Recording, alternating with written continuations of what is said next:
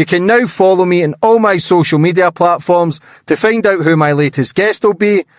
And don't forget to click the subscribe button and the notifications bell so you're notified for when my next podcast goes live.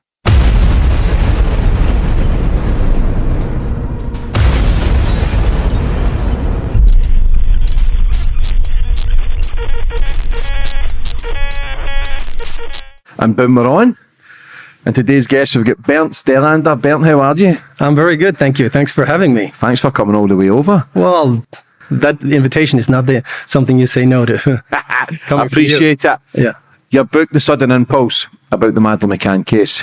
You dive right into a lot of territory that people don't. I think you've been pretty fair also, and I think it's important to understand there is a lot out there about this case. This child is, well, not a child anymore, but then it's probably the biggest missing person in the world ever. It has been for the last, 17 years now? What was it, 3rd of May 2007? In your book, which we'll get into, you think it was the 2nd, and dates change, and you kind of contradict and look into the contradictions of the statements. There's a lot out there about this case. It's very... still a lot of question marks unanswered. I think their interviews, what they've gave, didn't do them any justice, but that doesn't mean they're guilty either of any misdoing. And but yeah, people are still very interested in this topic. But first and foremost, how are you? I'm very good. This is very exciting, of course. I'm not a person that seek attention in something. I'd rather be invisible on an island, Madeira, for example. Mm-hmm. But there comes a point in time where you actually get onto something that is worth writing about, especially because it's a big case for many people. There's a lot of people that hope before they die, they get to know what happened to Maddie. And for me, it was opportunity and time, because I moved to southern Portugal December 2016, and the only knowledge I had about the case was there started to pop up forums on the internet and Facebook pages. So I had some knowledge about the forensics and the police files, and I was not active on any of these forums and social media. And I think it's a good thing, because I started off with blank sheets 10 years in. So this was right before the 10th anniversary. And it's a strange thing, but I lived almost 6 months in the Algarve before I took a look. I was a little bored, and I went to look at the town. Actually, I showed my daughter it on March 1, 2017. And then 17 days later, 18th of March, 2017, I went to town and I walked around, and I was very curious about taking things in, and then I went up on the hillside, and then I remembered Kate's turning point dream, the alleged dream that she called to Paiva, the liaison, when Jerry was in Washington, D.C., about Maddie being hidden on a hillside overlooking a beach in Praia da Luz. And I thought, hey, what is this? Are you trying to have the police find her? And then Jerry's response when he came back, he was in court in Lisbon, then he was alone on camera, and he said it's not true that Kate had a dream that she was buried somewhere. He used that word. And then I thought, wow, he's kind of confirming that hillside might be very interesting. And I went up that hillside, and I had this revelation about their jogging. It was made fun of them. You're a sportsman, how it's important to work out, and you want to do that. But when you lose a child, you can't eat, you can't sleep, and you definitely can't play tennis or go for a jog. That's just my opinion. But the point was that they were jogging on the hillside, and they made sure that everybody knew by that photo. They had a photo shoot, I think on May 19th, 7 a.m. in the morning, where you see the backdrop, you see the church, so everybody knows where they're jogging. And then I thought, this is brilliant. If they hid her there, in the future, they could always go back and nobody would suspect anything why they were there.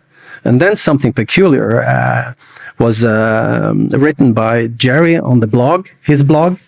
He talked about the jog from apartment 5A, where they ran to the top of the hillside, to the landmark, and he called it a 19 minutes, and they didn't stop.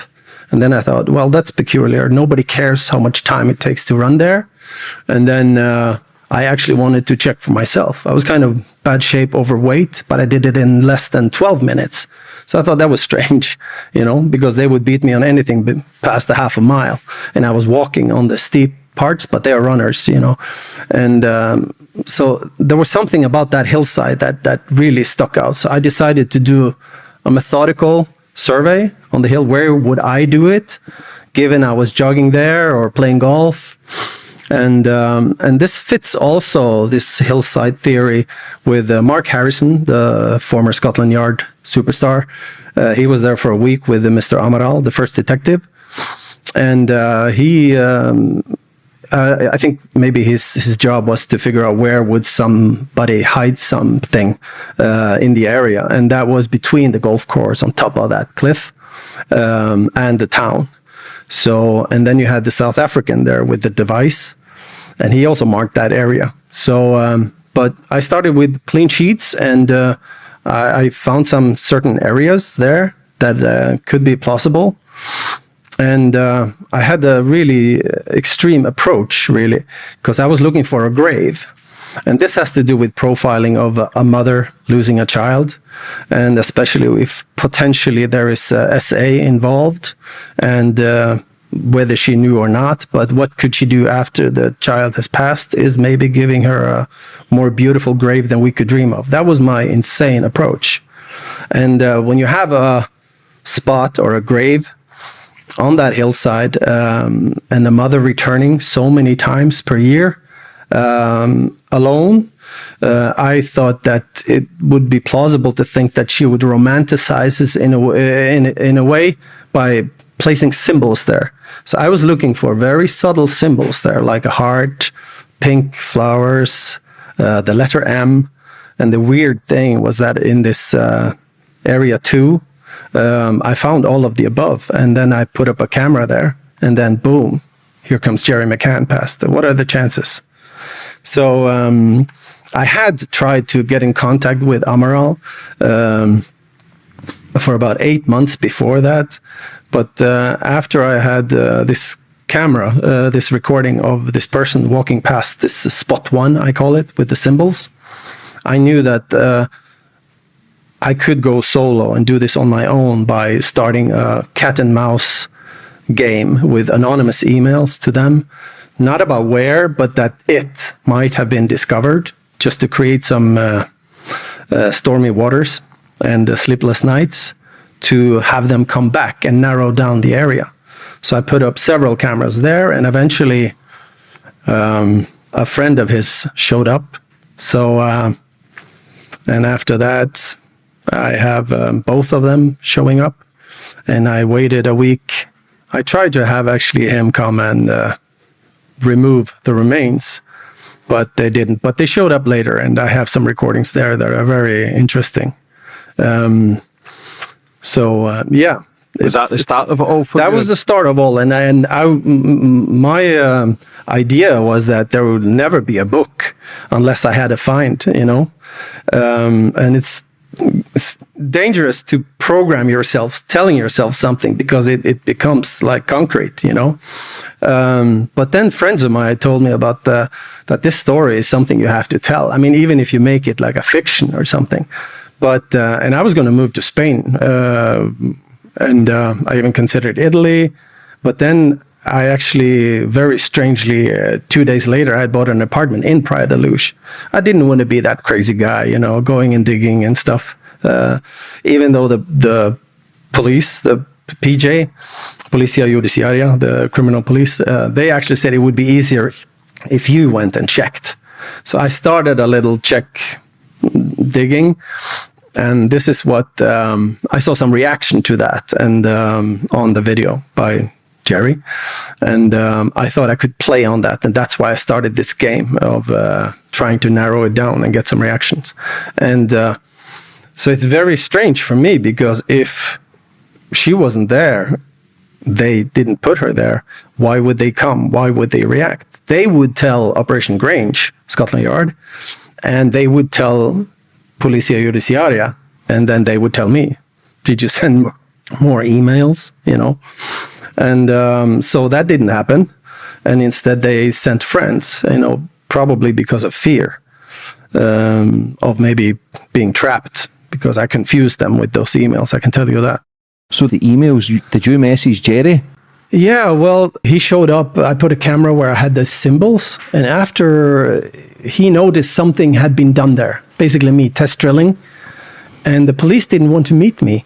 So I thought, what would I do? And then I suggested to my lawyer, say, hey, maybe I should send some emails and try to trick him to come and dig up the body, the remains.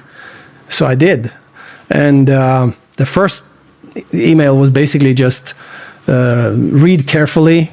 It was kind of cryptic, but it was, as you noticed, it's about to be discovered. We can delay them a week, and that's it. And then I was hoping he would panic and come and try to remove it.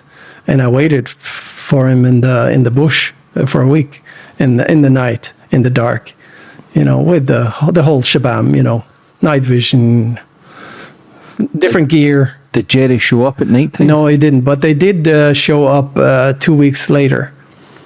He and Kate. Yeah, that's interesting. Yeah. Also, you've sent Jerry McCann an email to say it's about to be discovered. Yeah.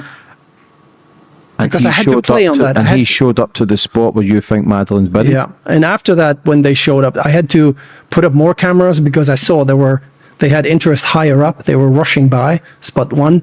And then I had to, try to narrow down the area because I knew she was in the area. Even in the presentation to the PJ, I said that if she's not at spot 1, it had become a memorial. Maybe it was their first choice, Kate's choice, when she was running on the hill with her crumbled photo of Maddie in her hands, and she felt relieved when she got back home.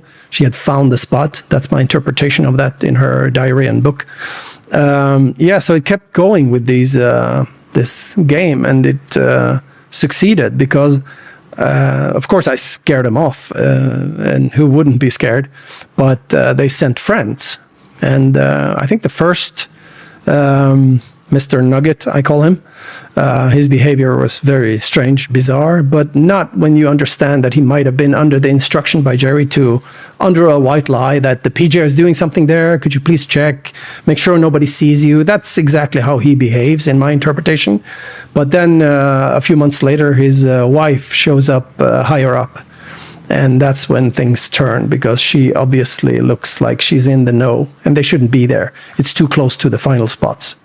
So it's very interesting. And that's where I cut you off earlier, because I said that I didn't want to number how many videos I had, because of course this is a sort of a game of pressure. And of course I want them to crack to avoid creating problems for the Nuggets, which seem like nice people. The way they treated their dog, very nice. And they are not involved in any way or shape or form or what happened back then. But they are involved by having gone to check for the McCanns. And that's their problem. That's my trump card.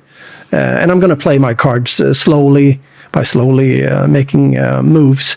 The media doesn't want to play, but I just want people to read the way I put it together of why it happened the night before and how I can prove that there was no abduction. And that ends it all, right? Mm-hmm. And it's not about taking them down, it's taking the lie down.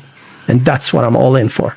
The whole thing is messy. Seeing their interviews on the TV just doesn't look right. Now, I've interviewed many people who have lost kids, loved ones, and they're still distraught 10, 15, 20 years later when they speak about it. People who have got kids missing, their face, they just look distraught. Now, it doesn't mean everybody reacts the same, so we've got to stay open-minded to that. And plus, they're doctors, maybe they've seen a lot of cold stuff, but they just seem it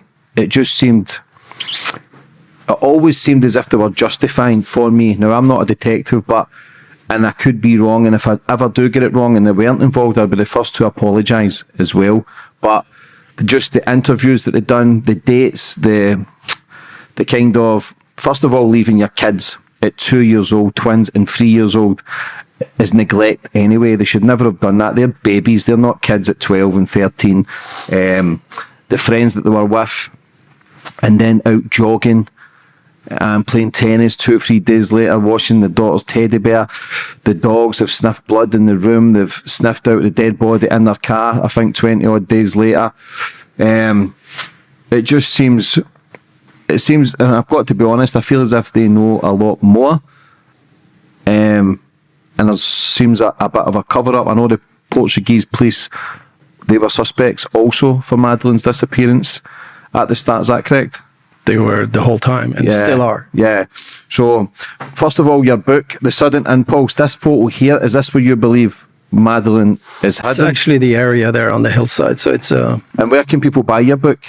Well, they are in Portugal. You can buy it off the website. If you go on foreigndetective.com or thesuddenimpulse.com, you will find a link to WOC in Portugal. Okay. But it will be a digital version very soon. Yeah. Sorry, I'm not prepared. That's okay. That's perfect. We can leave the link for people to check this book out. It is a long read, but there's so much information in it. It's important to read and listen. Make up your own mind. But before we get into everything, I always like to go back to the start with my guest, Bernt. Just kind of where did you grow up and how it all began?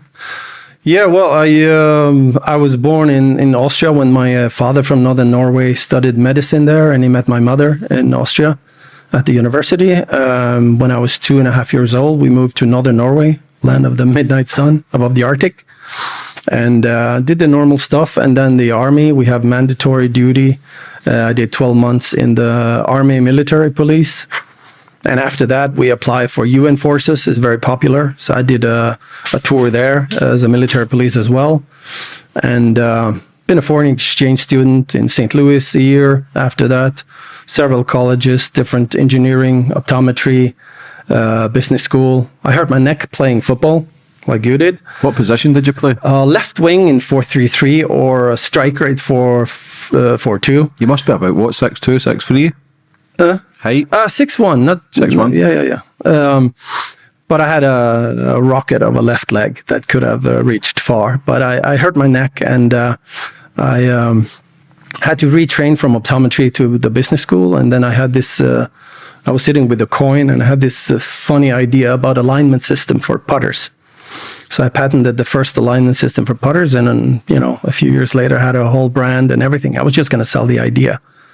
And even TaylorMade Adidas Golf wanted to buy it all, but I was loyal to my friends. An idiot, you would say.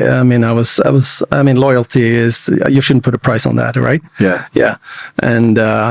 But it's coincidences which I don't believe in. So I'm actually glad it didn't happen. Being in San Diego working for TaylorMade Adidas Golf would be okay, but I'd rather be in Portugal and do this. And not just because of the excitement, it's just because it has meaning and it's important. And it's a good feeling to crack a code. And of course, that was the problem for the Portuguese police. That was the timeline, because they couldn't convince the state attorneys to prosecute based on the evidence they had. The cadaver scent, the cadaver dogs, the blood found in the rental car, over 3 weeks later, because they didn't think they could conspire and agree on the statements in such a short time and clean the apartment in that time. And that also became a guideline for me in terms of my big discovery. Of course, if we find her there at my findings in my area, at the spots, that would be, of course, insane.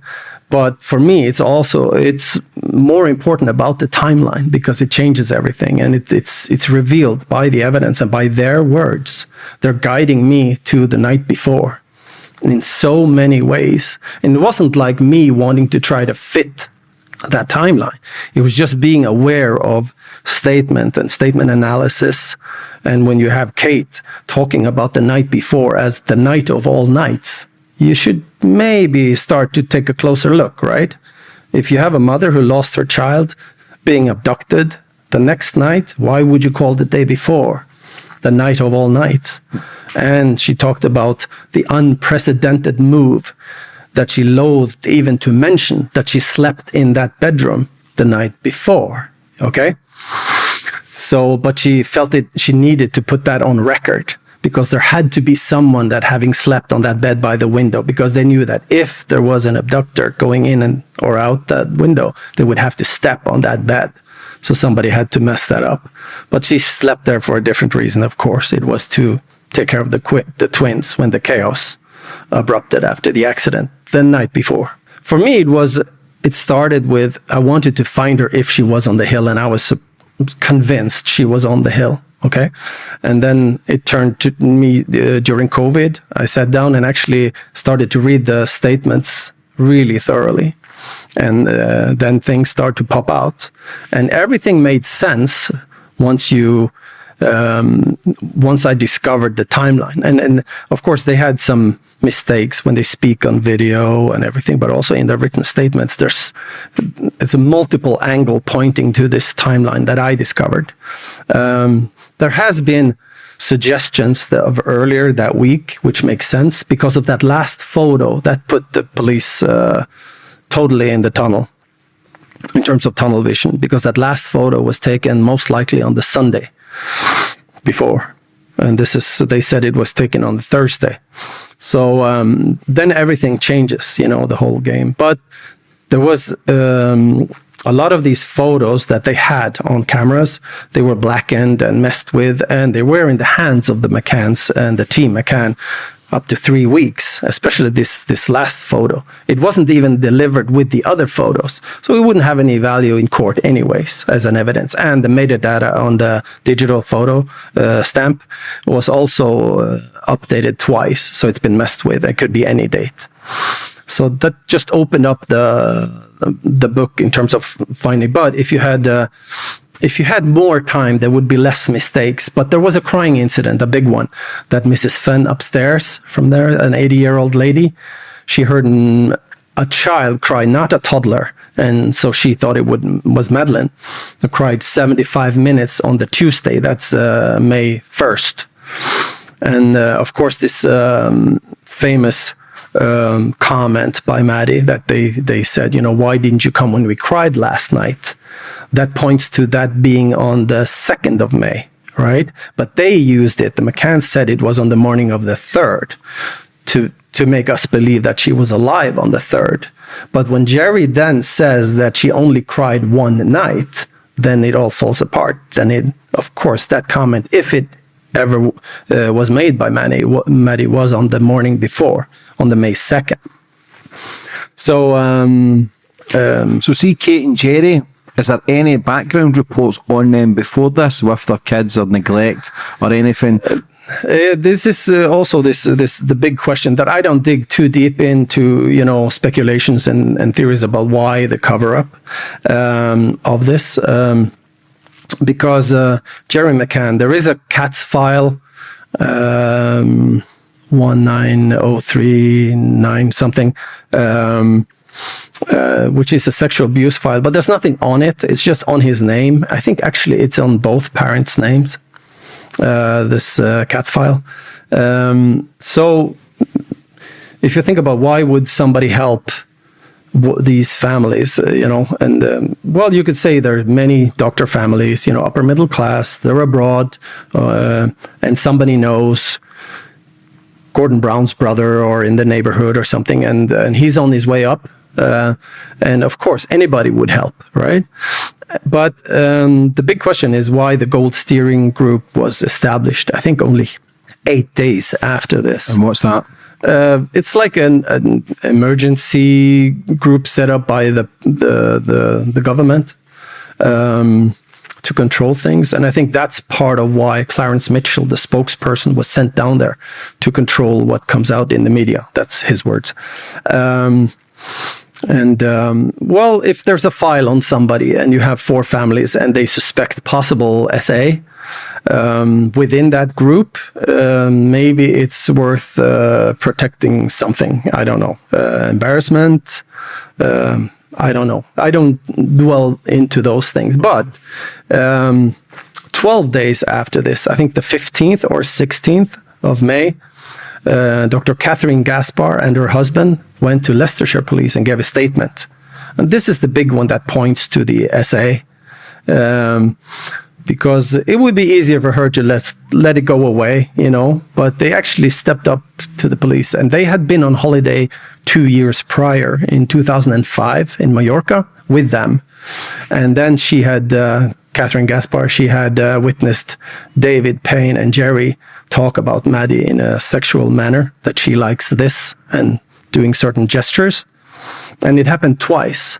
So her husband also noticed these things, but he didn't catch it that it was about Madeleine. But that's not the point. The point is you have somebody actually taking that risk, going to the police and giving that statement, but it was kept from the investigation, this insinuation of SA, which gives a better image of why would they help them out of this trouble. So somebody knew something was going on. You talking a paedophile ring? I don't talk about ring. It could be just, inter-friends, Yeah, we're talking about the P thing, of course. So we go right back. So what date did Kate and Jerry arrive in Portugal? Oh, they were on April 28th. And they were only there, supposed to be there for 1 week, Yes. holiday. Yeah. And their friends, 7 friends, 3 couples and 1 mother, is that correct? Mother of, yeah. And how many other kids were in the group? 2 plus 2 plus 1 plus 3, I don't know, yeah. Why is none of those people ever gave interviews? Well, they had this meeting, of course, and they call it the Pact of Silence. But it comes, this is the biggest question I get when even from big media guys, Germany, Bild guy, is that they cannot understand why they would lie for them. And this has also tells you about the timing of things, the timeline, how far back can you pull it? Not just all the mistakes that were done and that points to it being pretty close up to the alleged disappearance, but it has to come a point of no return very quickly, right? For people not to turn on them, you get part of it, and that's occulting the body. You moving the body, get the body out of the apartment before cadaver scent starts to develop. They thought. I'll get into that later, maybe if you pull it up.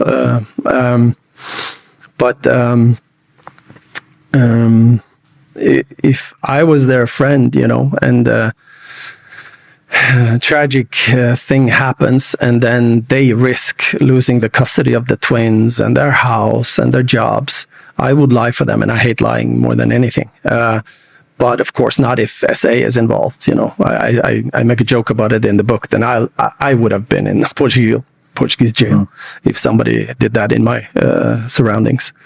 But joke aside, but this is the thing, but it comes also a point of no return where it's not about throwing the McCanns under the bus. I mean, seeing from the friends' point of view, they started to lie for them, and then why haven't they turned? This is what I'm being asked all the time. Would these friends lie for them?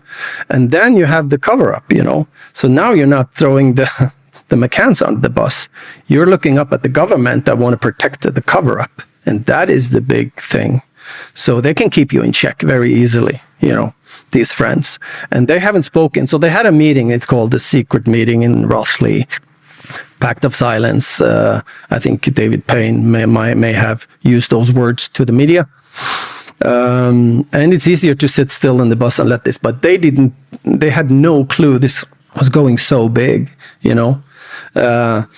But in the night, you have a few glasses of wine. You have one of the children in one of the locked apartments fall behind the sofa, cracks her head. And one family is the lucky one. And that is where the chief in command, and he convinces everybody else that they're in the same boat and they got to help out. But they have already basically taken part, not all of them, of course, a few of them knowingly helping to get rid of the body. And then... for me, I found that the place was the cemetery.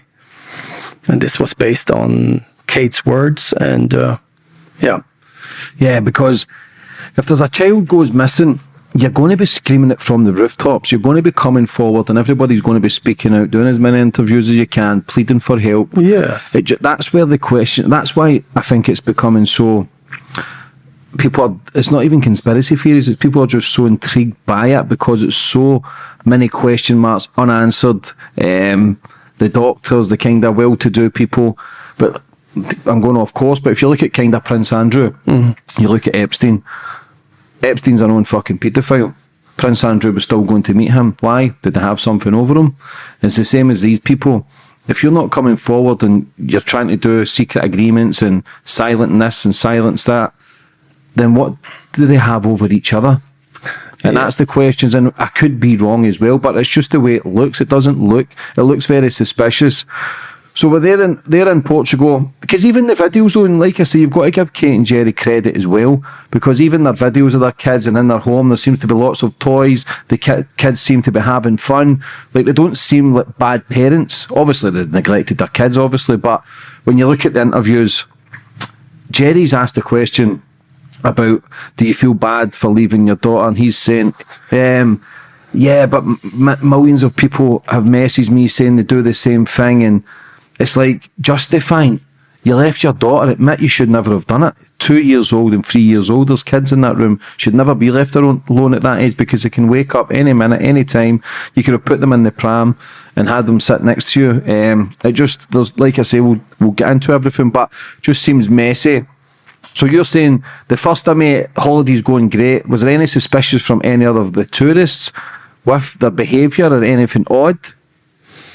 You mean after that? No, during the holiday. It's actually, they don't speak about that, but that's because the media machine of the McCanns, and Clarence Mitchell in charge of that, of course, is to speak only about what happened from May 3rd and onwards. Never look back. And this is basically Kate, she did it herself. She said she had to be like a detective, and making sure to fill all the gaps from May 3, right? Don't look back to May 2. But then again, she did a big mistake in my opinion, because a mother, having read to her child, a bedtime story in that book, if you're happy, whatever, and you have a chance to go back in time, what would you do? Every mother in the world would say that, I wish I was there in the bed reading for her, and just, I didn't go for dinner that night, because then she wouldn't have been taken. But what does Kate do? She wants to go back to the day before, only for 1 hour, and take notes and watch them watching them, you see? So her priority is to convince us that somebody was looking to abduct a child instead of trying to avoid the abduction itself. Isn't that strange? Yeah. It shows the priority. It's self-preservation and conviction, convincing us that there was someone had been watching them days ahead. Mm-hmm. Because the thing that breaks my heart, I think it was the 2nd of May, well, they say it's the 2nd of May, Madeleine was crying for over 1 hour. Kate and Jerry's admitted that the night before. Yeah, why? Two nights earlier. 2 nights earlier. Yeah. On Tuesday, May 1st. Yeah. Madeline's crying for over 1 hour. Yeah. Kate and Jerry's admitted that. Why did you leave me? Why didn't you come when I called? But yet the same night they've done the same again. There is a interesting phone call from Kate to a friend back home. I think she was a pathologist, and my interpretation of that information is that when Mrs. Fenn upstairs had heard the crying increasingly for 75 minutes on the Tuesday, May 1st, that the next day, these phone calls, that Kate wanted to increase the dosages, right? And it's been speculated about overdose, and of course it affects a child climbing a sofa, standing a meter away from the window, because there's a big drop outside. It's like a safety precaution, and that she probably reached, and we may get into those technical things later, but that the dosage thing, and also the liquid in the rental car that was found was said by Amaral to contain very high dosage of sedatives. So if the kids, so they said they were checking on the kids every half hour. Is that incorrect? Yeah, but there's so many stories, and they changed their stories about this thing because there was an interviewer suggesting to Jerry that they checked every 15 minutes, and then he says, "Whoa, hey, wait a minute! It's purported that we're checking every 30 minutes, and they only checked on their own, and all of a sudden they have friends checking on them." We'll get into that too, but. On this is interesting about the May 2nd, is that Russell listened outside of the bedroom window. This is one of the big ones that catches it for me. He's listening 11 p.m. on May 2nd, and then Kate and Jerry actually. Jerry had been watching football, the Champions League match with Manchester United, Milan, and Kate had been moaning, and she probably gave a comment or something by the dinner table, so he ran off, and she followed him by 5 minutes. This is their story, okay? They arrived at the apartment 11:45, so 45 minutes after Russell had checked. And then Kate also said that they didn't check for 45 minutes. And then she said if she could only for 1 hour go back and to avoid she had this statement in the video presentation you've probably seen.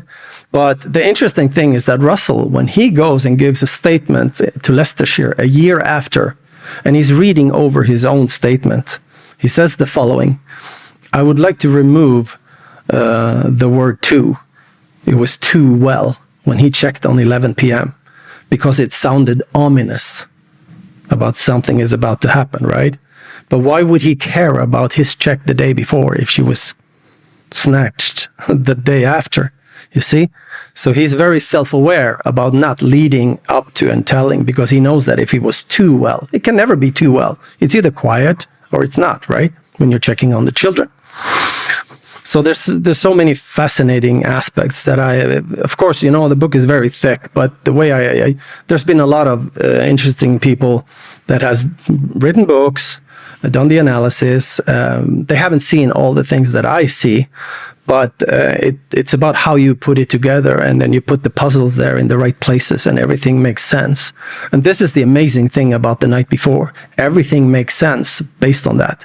But I didn't decide that time and then make everything fit. It was more a surprise that everything was pointing to this. And of course, when I was aware of that, basically from a comment of Jane Tanner, then all of a sudden it appears. This is the thing about when you have a lot of material, it's very hard to find something, but when you look for something, you actually see it.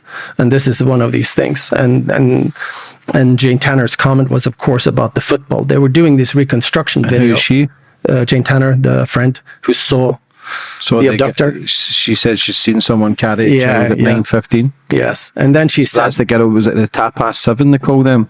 The 7 friends who were at the Tapas? Yeah. So just Jane Tanner, from the room. Yeah. So she allegedly walks past Jez Wilkins and Jerry around 9:15, and she sees the abductor. But then in the reconstruction video, she says that if you would have been looking at me, she's talking to Jerry, I would have said something like, Kate's been moaning since you've been gone a long time watching football. But there was no football then. There had been 2 Champions League on May 1st and the 2nd. And so Jane basically put me on, hey, let's look at the football. There was no football. There was some Europa League, Sevilla against somebody else. But then when you have Liverpool playing on the 1st and then Manchester United on the 2nd, you bet Jerry's been watching those 2, right? So that's what started it with me. That was Jane's comment. And then when you see that reconstruction video, Jerry's reaction to that is like, whoa. That was something that didn't, and then she's crying after, but she's looking down at Jerry because she knew she stepped in the salad, So the 3rd of May is when Kate and Jerry says Madeleine was abducted. Again, something sticks out as with when Kate went back to the room, as soon as Madeleine wasn't there, she's just started screaming, my daughter's been abducted. Now, bear in mind, the window's still open. She's still got her twins in the room. She's ran straight out and saying Madeleine's been abducted. Like, how can you just come to that conclusion straight away? Like, that doesn't stick out. Plus, you've got your other kids in the room. You would make sure they were protected. And even you would look about the room or the hotel for Madeleine's missing. You would never come to the conclusion straight away that she's been abducted. So that stinks straight away. So is she saying she went to the room, the window was open, Madeleine wasn't there? Is this what Kate's saying? Yeah, and then she went down to the restaurant and said they've taken her. So who are they? And taken, instead of saying Mellingo. But she left the twins. This is the thing, without shutting and closing and locking the window first, which was cold. But so she left the twins and went down. But this is the thing. It's so absurd that it only makes sense when you know the truth. That they faked the abduction the next day. I mean, on the 3rd. And that Maddie had the accident on the late evening of May 2nd. So when you talk about the accident, are you saying Kate and Jerry's possibly drugged their kids to make them sleep so they can go and party?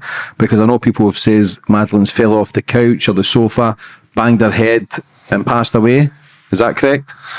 Well, based on the forensic finding of the liquid in the rental car, but also how the twins were treated. They've slept through the whole thing, the commotion of everything, with people coming into the bedroom, and people have seen Jerry and Kate actually shaking the twins. But also, I think Fiona and Russell were sent to the bedroom to check if the twins were breathing. So why wouldn't you take them to the doctor then to check if they suspected an abductor having sedated them? No, it's because they probably gave them more from after the crying on the May 1st. That they were afraid that somebody would discover that they were drugged, right? But the police took note of that they didn't. And of course, the parents suggested a drug test later after it was out of the system, weeks later, instead of doing it right away. So all the behavior, like you said, it doesn't match anything. And people say, oh, but you don't know how it is to lose a child. But it's nonsense. You have the instinct. You close the window, you lock it. You go on the patio if you want to leave the room, the bedroom, just to shout across the pool, Jerry, or something. Just scream, Jerry, come. Right? See, for drugging the kids, is that so they can drink and party, or is there a possibility they were drugging the kids and abusing them also? I don't speculate what's going on, and actually it's irrelevant for me. It was like I only wanted to find the remains, and then I had the timeline, and that changes everything because it's all about the impossible abduction. And Jane wasn't even there to see the Tenderman and how much weight they put on their own abductor. What do you need if you fake an abduction? You need somebody seeing someone carrying a child. It's ABC, right? These are not criminals, but that's what anybody could come up with. And that was the thing. And they kept the nonsense of the Tenderman, even though Jane wasn't even there. Was there cameras at the hotel in this year, 2007? No. Why not? It's Portugal. They don't have CCTV, and it's illegal to film the street, the public areas. You could have on the internal hallways and stuff, and maybe even there was somewhere, some places on the more modern facilities, but you're not allowed to have like street view where anybody can be seen, I think. But that's a perfect spot then for paedophiles and criminals then. Yeah. Because that area not a kind of hot zone for predators? Nah, this is... Or is that just fabricated? Yeah, no, I mean, in history, you could probably... There were some cases about this, but the thing about the rumors that the law wasn't protecting children enough there and stuff, I don't know. I'm sure there were... I haven't done research on all that, but I know what's been said about pedophile rings operating there. It's like in any lower development countries, like pre-EU Portugal, probably. But I don't speculate too much about these things. What about, so she screamed abduction, but there's apparently phone calls. Instead of phoning the police or the hospital, she's contacted the media in the UK. How true is that? Well, what they did, they went to the bedroom and they didn't even search physically themselves. And they were deleting text messages And especially from the day before, I heard from May 2nd. But surely they can be, And early. they can still be searched if they've deleted them or not. Yeah. No, I mean, that's all sorted. But what the point is, if your parents, first of all, the initial search, you had Jerry pretending to search in the playground area at the hotel, even though they said Jane hadn't said that she saw someone carrying a child away on the backside, but that's the only direction they would search, right? But then Jane said that they didn't tell about her observation until 1 a.m., which is absurd, right? They're looking, she's missing, and she saw something. And then her story, I mean, Jane told Russell, her man, that she had never been more certain of anything in her life. So why wouldn't she say that right away then? It doesn't make sense. But this is fiction. That she saw someone take Madeleine away, right? Mm-hmm. So it's absurd. So do you believe that's made up? Yeah. The problem was the timeline. She was supposed likely to go, because they had 2 written timelines, which was a rehearsal for the next day. It wasn't to help the police. And Matt had an inside check, allegedly. And it was on the first written timeline, but it was removed on the second written timeline. It was like open space. So I think he hesitated to go and check and not look around the corner to see if Maddie was there. It didn't make sense to him. But they wanted somebody, a third person, check between the father and the mother, right? Before the alarm. But it was also, I think, implemented to push the alarm a half hour later to 10 p.m. because they were searching around 9:30 p.m. So they adjusted this very strangely. And this is why Matt, I think, is a weak link here. I mean, he's active part of the lie, of course. But he didn't want. But they convinced him during the next night, I mean, the May 3rd night, to go to the police on the 4th and say that he actually did that inside check, which he didn't. And I can prove it. What time did they report it to the police? Yeah, it was like 10:41. And do you believe the incident happened on the Tuesday? The day before? Accident, yes. Do you believe she was dead the day before? Yes. And they've cleaned it up? Yes. Nobody can verify that they never seen her on the 3rd? Or, do you know what I'm saying? If they're saying she was there on the 3rd, she was abducted on... That's the only thing, it's the last photo. No one ever came forward to say she wasn't playing it. Because there must have been a play part. There must have been other families. This is the nanny story, and this is what... So here's what happened. When Christian Bruckner, the German suspect, was pulled out of the hat, I sent an anonymous email to the prosecutor, the state attorney in Germany, and to his defense lawyer, Friedrich Filscher. And Friedrich responded, and he came down, and he was in my mezzanine reading my first draft of the book, 4 days. And then he said, if they charge him, I want you next to me in court in Germany. And we'll take these people in for questioning, the Tapas 9. And they have to answer, sit alone in the center and answer a German judge. And the German prosecutor, he didn't respond, Wolters. So I lost my thread. Yeah, you were talking about the German man, and you showed him your draft of the book, and the Tapas 9 could have been charged. We spoke about, did anybody see Madeleine on the 3rd playing at the park or anything? Yeah. Well, okay. Back to the last photo, which wasn't the last photo. The poolside photo, which is called the last photo, the poolside photo with Jerry and Maddie and one of her siblings. So that was likely taken on the Sunday. So the only this is about Friedrich Filscher. So the biggest bomb for him was what I did with the nanny, breaking that down, because she was, of course, the witness that said that we were on the beach with Maddie on the Thursday, okay? But she did something, and this is also very interesting in terms of statement analysis, because Kat Baker, the nanny, she said that I and Maddie and 4 or 5 other lobster children went down to the beach. Why would she be uncertain if there were 5 or 6 total children going down to the beach? You're a nanny, you do a head count, you know exactly, and you've been the whole week with them, and there were 6 children signed in, so why would she be uncertain to being 5 or 6? That was a big lead for me. And then I saw chronologically what she claimed have happened at the beach. And this is interesting because the first time she was asked on May 6th, she said that Maddie never cried and or showed discontent with anything, okay? And this is very interesting. So this is May 6th. So the PJ, they were very close to this, to solving this case if they had paid attention in terms of her uncertainty about how many children were on the beach on the 3rd.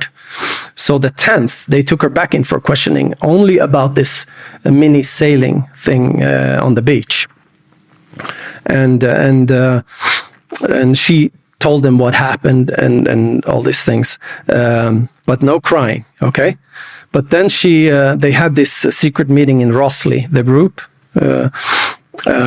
in November, October or November. But maybe 18th November. But 25th of November, the nanny, she visits the McCanns in their private home. And here's the thing: she is questioned by the Leicestershire police 6 months later, on April 2008, and there she adds the information about Maddie crying on her lap on the beach on the Thursday, May 3rd. So she's adding new information, totally contradicting her first statements. So there's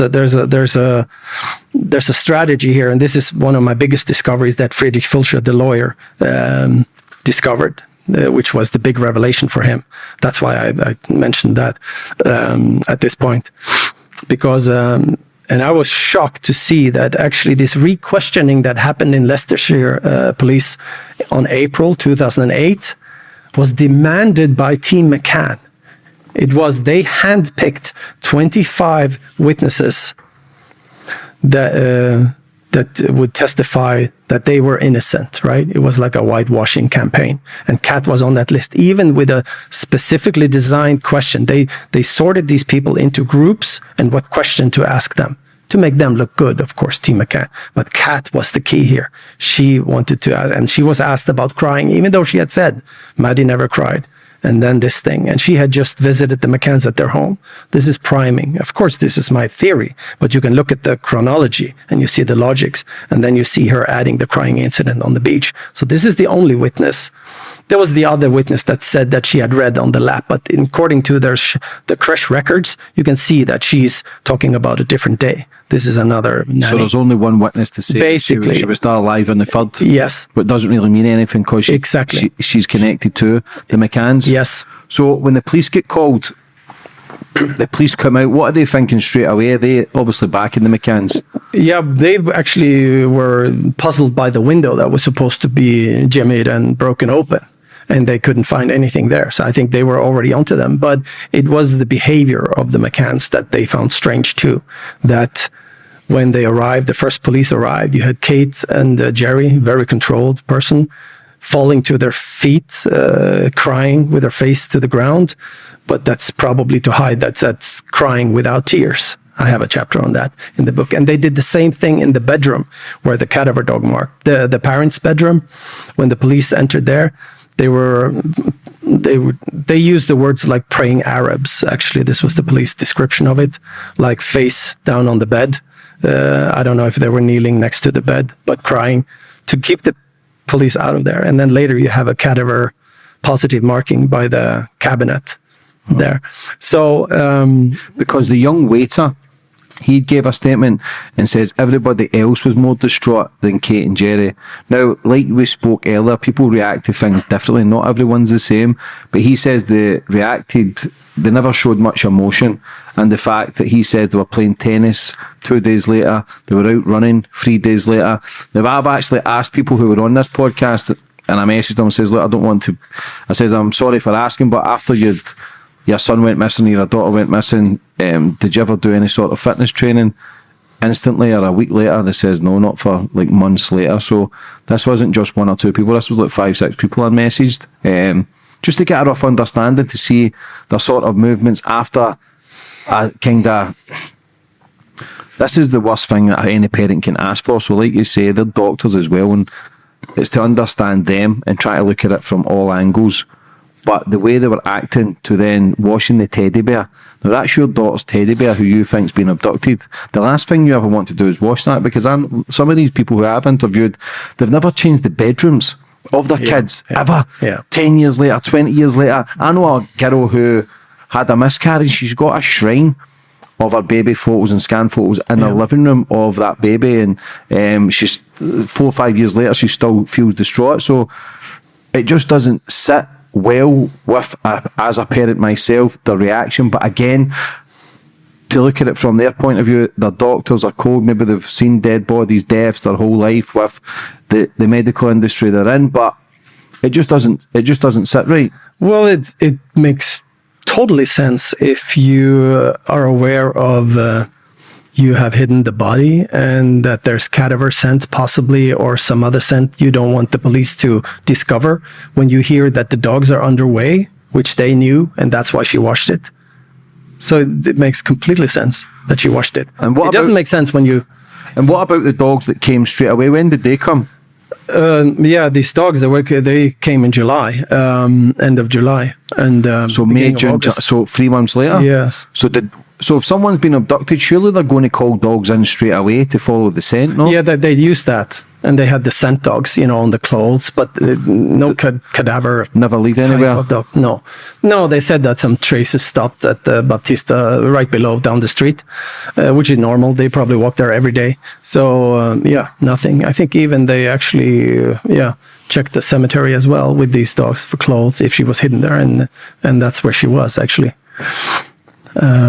What I was going to tell you, the inconsistency is one important thing. You said about neglect, about locking children in. So you have 4 families, and the story was that the other 3 families, they locked their apartments, right?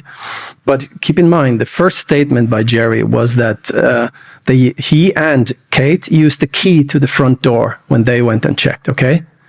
He's questioned on May 4th, 2-3 hours before Kate. But then he discovers that if he sticks to that story and the shutters are open, then Kate, to get to the front door, would discover that the bedroom window shutters were open. She has to walk right past it. So he's thinking, oh my goodness, right? So she changes the story. So she, 2-3 hours later, she says that they used the patio door. And she says that was unlocked the whole week. But then Jerry later, he says they opened the patio doors. Unlocked the back patio doors from the Wednesday, May 2nd, in case friends were to check. Okay, are you following me? But then he said, I think David went to check. And David says he didn't check. So they opened, according to Jerry, they unlocked the back patio doors in case friends were to check from the Wednesday. Why was that important? Because he knew that police had discovered there was no point of entry or exit in the bedroom window that they said was broken open. So he was adapting his story to them. They needed a new point of entry and exit for an abductor. So that's when he said. So they totally, they didn't align at all. She said they were unlocked the whole week, and he said they opened them, unlocked it on the Wednesday. With Madeleine going missing, there's kids go missing every couple of minutes all around the world. Why did it get so much media coverage? Well, they paid for it. But surely they wouldn't have wanted that, because it would have been easier to fly under the radar, no? Well, actually, I think it's because Sky News, they caught the story immediately. Oh, she was kidnapped on the morning. Very early morning, you had the big news. That helps. But to continue that, they actually... they were complaining during the Levison hearing, which maybe we should also say that Jerry gave us the green light to purport theories about this, because he's a defender of freedom of speech. He said that during that inquiry. And they were complaining about the media attention. But then, of course, Bell Pottinger, the owner, he said that the McCanns, he didn't care, because they paid him £500,000 to be on the papers, on the front papers every day for a year. So how can you complain of being in the media if you pay £500,000 of Jerry was donated money? Were they getting paid money? No, they paid Bell Pottinger, the Madeleine Fund, the search fund, which was never a fund. It was a limited company, because if it was a real fund, the money donated would have to be used on all missing children, or several, not only on the Madeleine case, even though they probably spent 12-15% maximum on this, hiring dubious investigators from Barcelona and what have you to appear to be looking for their daughter. How much has actually been funded into the Madeleine McCann case? I don't have a clue, and I don't care, You're talking 30-40 million, people are saying? Yeah. How much? 30 and 40 million. Oh, I have no clue. I didn't think it was that much. But the government has funded the Operation Grange and all that money. That's probably close to 14 million now. And I don't think that money went to the Madeleine Fund, but that's private donations go there. It's a pub. You have the access to see the numbers, but I don't care about those things. So what are the police saying? Which police? The Portuguese police. Yeah, they. What are they saying the next day? When did they start raising alarms? Because I know I've got it written down here. Yeah, Amaral, he was on the window. The senior detective, Amaral, he believes that they covered it up. Kate and Jerry McCann, and they have always been suspects in Portugal, is that correct? Yes. So even the final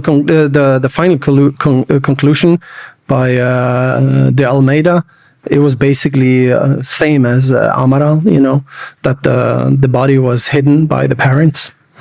And who is Amaral? He was the chief detective, the first one on the case, and when running the investigation. And when did the alarm bell start? Well, actually, he was Portuguese police. Yeah, he was onto them, not officially, but I think within 48 hours he knew that something was off with them. And even you had diplomat's office actually sent to the Home Office a letter. I don't know I think it was the diplomat himself. I'm not sure. But this, I mention it in the book because it leaked to a Belgian newspaper.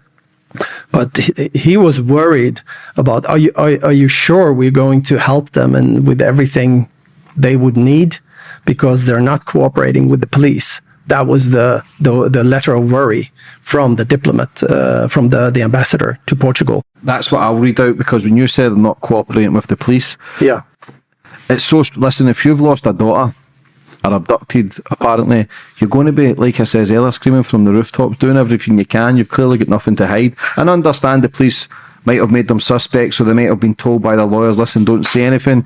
But there was 48 questions that Kate McCann didn't answer about the disappearance of her daughter, Madeleine McCann. One, on May 3rd, 2007, around 10 o'clock, you entered the apartment. What did you see? What did you do? Where did you look? What did you touch? Again, never answered. So all these questions she never answered. The second, did you search inside the master bedroom wardrobe? What were your exact words?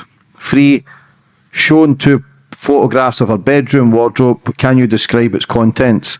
4, why was the curtain by the sofa near the side window tampered with? Did someone go behind the sofa? 5, how long did your search of the apartment take after you detected Madeleine's disappearance? 6, why did you say Madeleine had been abducted?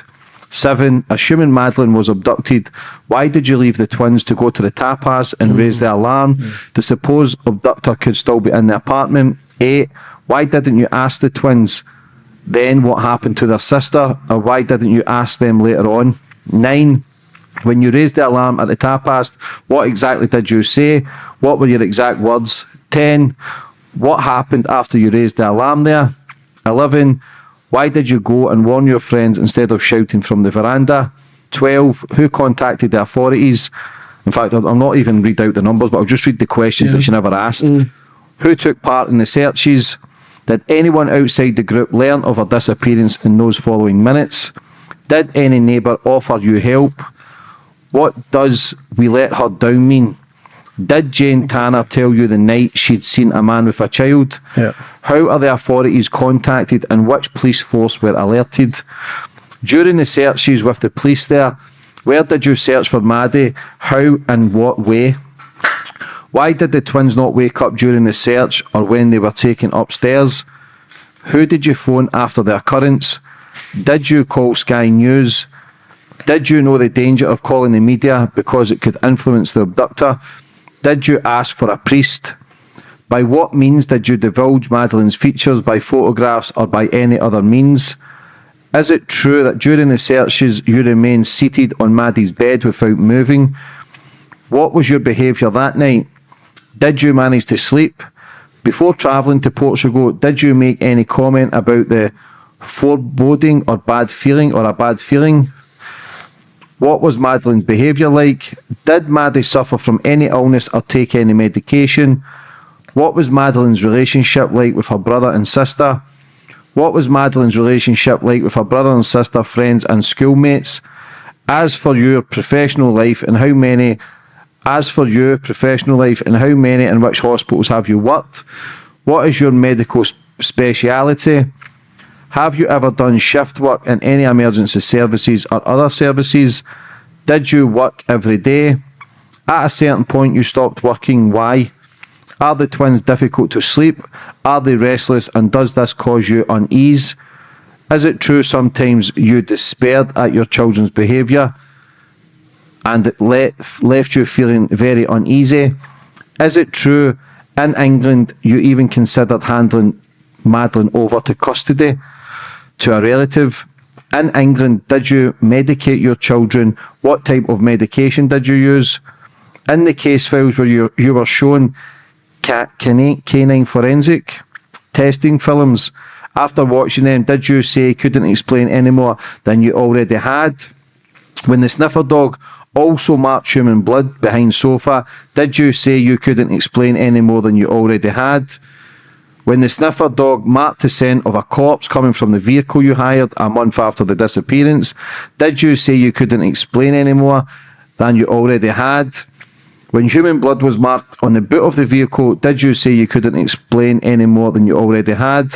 When confronted with the results of Maddie's DNA carried out in a British lab, collected from behind the sofa and boot of the vehicle, did you say you couldn't explain any more than you already had?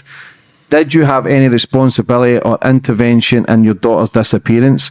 Now, she never answered any of those questions, which is so important for your kid's background. Exactly. Where she was before, previous, and just, it doesn't make sense now to not answer those questions. Now, I understand they became suspects, so they've got to be careful because they could be getting charged with murder.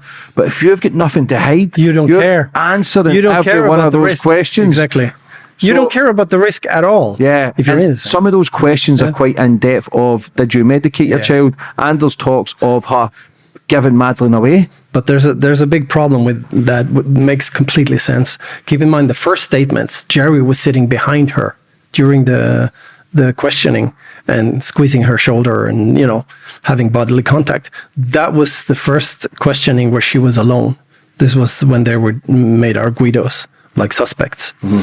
And of course, Clarence Mitchell, he said that it was advised, not to incriminate yourself, but who cares? If you're a mother, you don't give, you would be on top of the shoulders. Ask me more questions. You would just answer anything, just get on with it. And any parents in a situation where a small child has been missing, that over 80%, it's near family. Mm-hmm. You want to be excluded as soon as possible so they can put the resources in finding her, right? So of course you're spot on. But for me, it was she couldn't answer those things because then more of the incongruence between she and Jerry would be visible. On the other ones, you could see the statements, the first statements, they have certain paragraphs that are almost identical, like rehearsrsed. So, which they were, of course. But they stayed in Portugal for another 4 months. That must go good for them, though, as well, that they stayed there, because they could have went home, no? Well, yes, but, they said immediately we're going to stay until we find her. And then, of course, the Friday they were made arguidos, they already had a flight on Monday, the next Monday, gone. Mm-hmm. And hiring extradition lawyers, But surely, like we can speculate, but if they did drug their child, that Madeleine's passed away, to get rid of the body, for everybody to lie for them for 17 years, and you've got to go, well, possibly we could get it wrong as well. Like, we could be wrong. It's not everything 100% we are saying. We're only going by what we're reading, information we have, statements, interviews that we can watch, but it just seems, why the big lie, why the big cover up with it, why Well, first of all, let's look at the forensics. Obviously there was a dead body in apartment 5A, and the sofa. When you look at the thing that got Amaral onto this also in very few days was that there was staging involved about the beds. The sofa, for instance, in the living room was pushed up against the window, which is a huge hazard. If you have a little air opening in the window and the child climbs the sofa, it can fall. There's a big drop on the outside. So they had a safety precaution. That sofa was normally 75 centimeters to a meter away from the window. And that's likely why she actually had the accident there and died, because normally in a home you're in your grandparents, you climb the sofa and basically you're in the window, you can almost touch the window, right? And then she leaned over. But in terms of Maddie being sedated, you can fall off a sofa without the sedation. So those things for me are also not relevant, because you can be scared, you climb the sofa and you fall anyways, even though, of course, it's a factor. For example, if you're not sedated, you could catch yourself with the arms better. You have a low lighting condition in that living room. Imagine the sofa being almost a meter away. You're climbing up the sofa and you're leaning over, and you're hearing something in the street because there was a gap in that window for air. And then you lean over, and then if you're sedated, you can't catch yourself. And then I think, because normally a child shouldn't die from that height, a fall down on hard tiles. They're pretty bouncy, these small children. I saw statistics of that. You normally survive that. But my interpretation of that, there being a little blood on the windowsill and stuff, that maybe she got limp. I mean, she was unconscious from hitting her head on the windowsill, the granite, the marble sill, and then was limp on the next 90 centimeters down to the ground. And she could have been in a position where she can't breathe, and you could speculate. But the point was that the cadaver dog marked there, and also Keela, the blood sniffing dog, human blood sniffing dog, and they found blood underneath the tile. And it's very curious that you have a family of doctors, and there were only 2 toothbrushes, and there were 3 children. And for me, that's kind of obvious. They used Maddie's toothbrush to clean between the grut with bleach, right? And blood was found under the tiles with 15 out of 19 markers, which in some countries is enough for a conviction. But yeah, so there's no doubt that the forensics tell us that there was an accident behind that sofa. How did it know that was Madeleine's blood? 15 out of 19 markers of Madeleine's DNA was on that blood. Yeah. When did the British police get involved? Yeah, I think they were around pretty quickly, and Clarence Mitchell, he was there fairly shortly. And there was Amaral, he says there was MI5, MI6 around. They're always around for different reasons, in the area. Why? There was something in Alvor, I don't know, it had something Northern Ireland thing going on. Still, I don't know. That's not my territory at all. Mm-hmm. But that's what I read, that there was something going on in Alvor about weapons, smuggling and stuff like that. So that was not a surprise.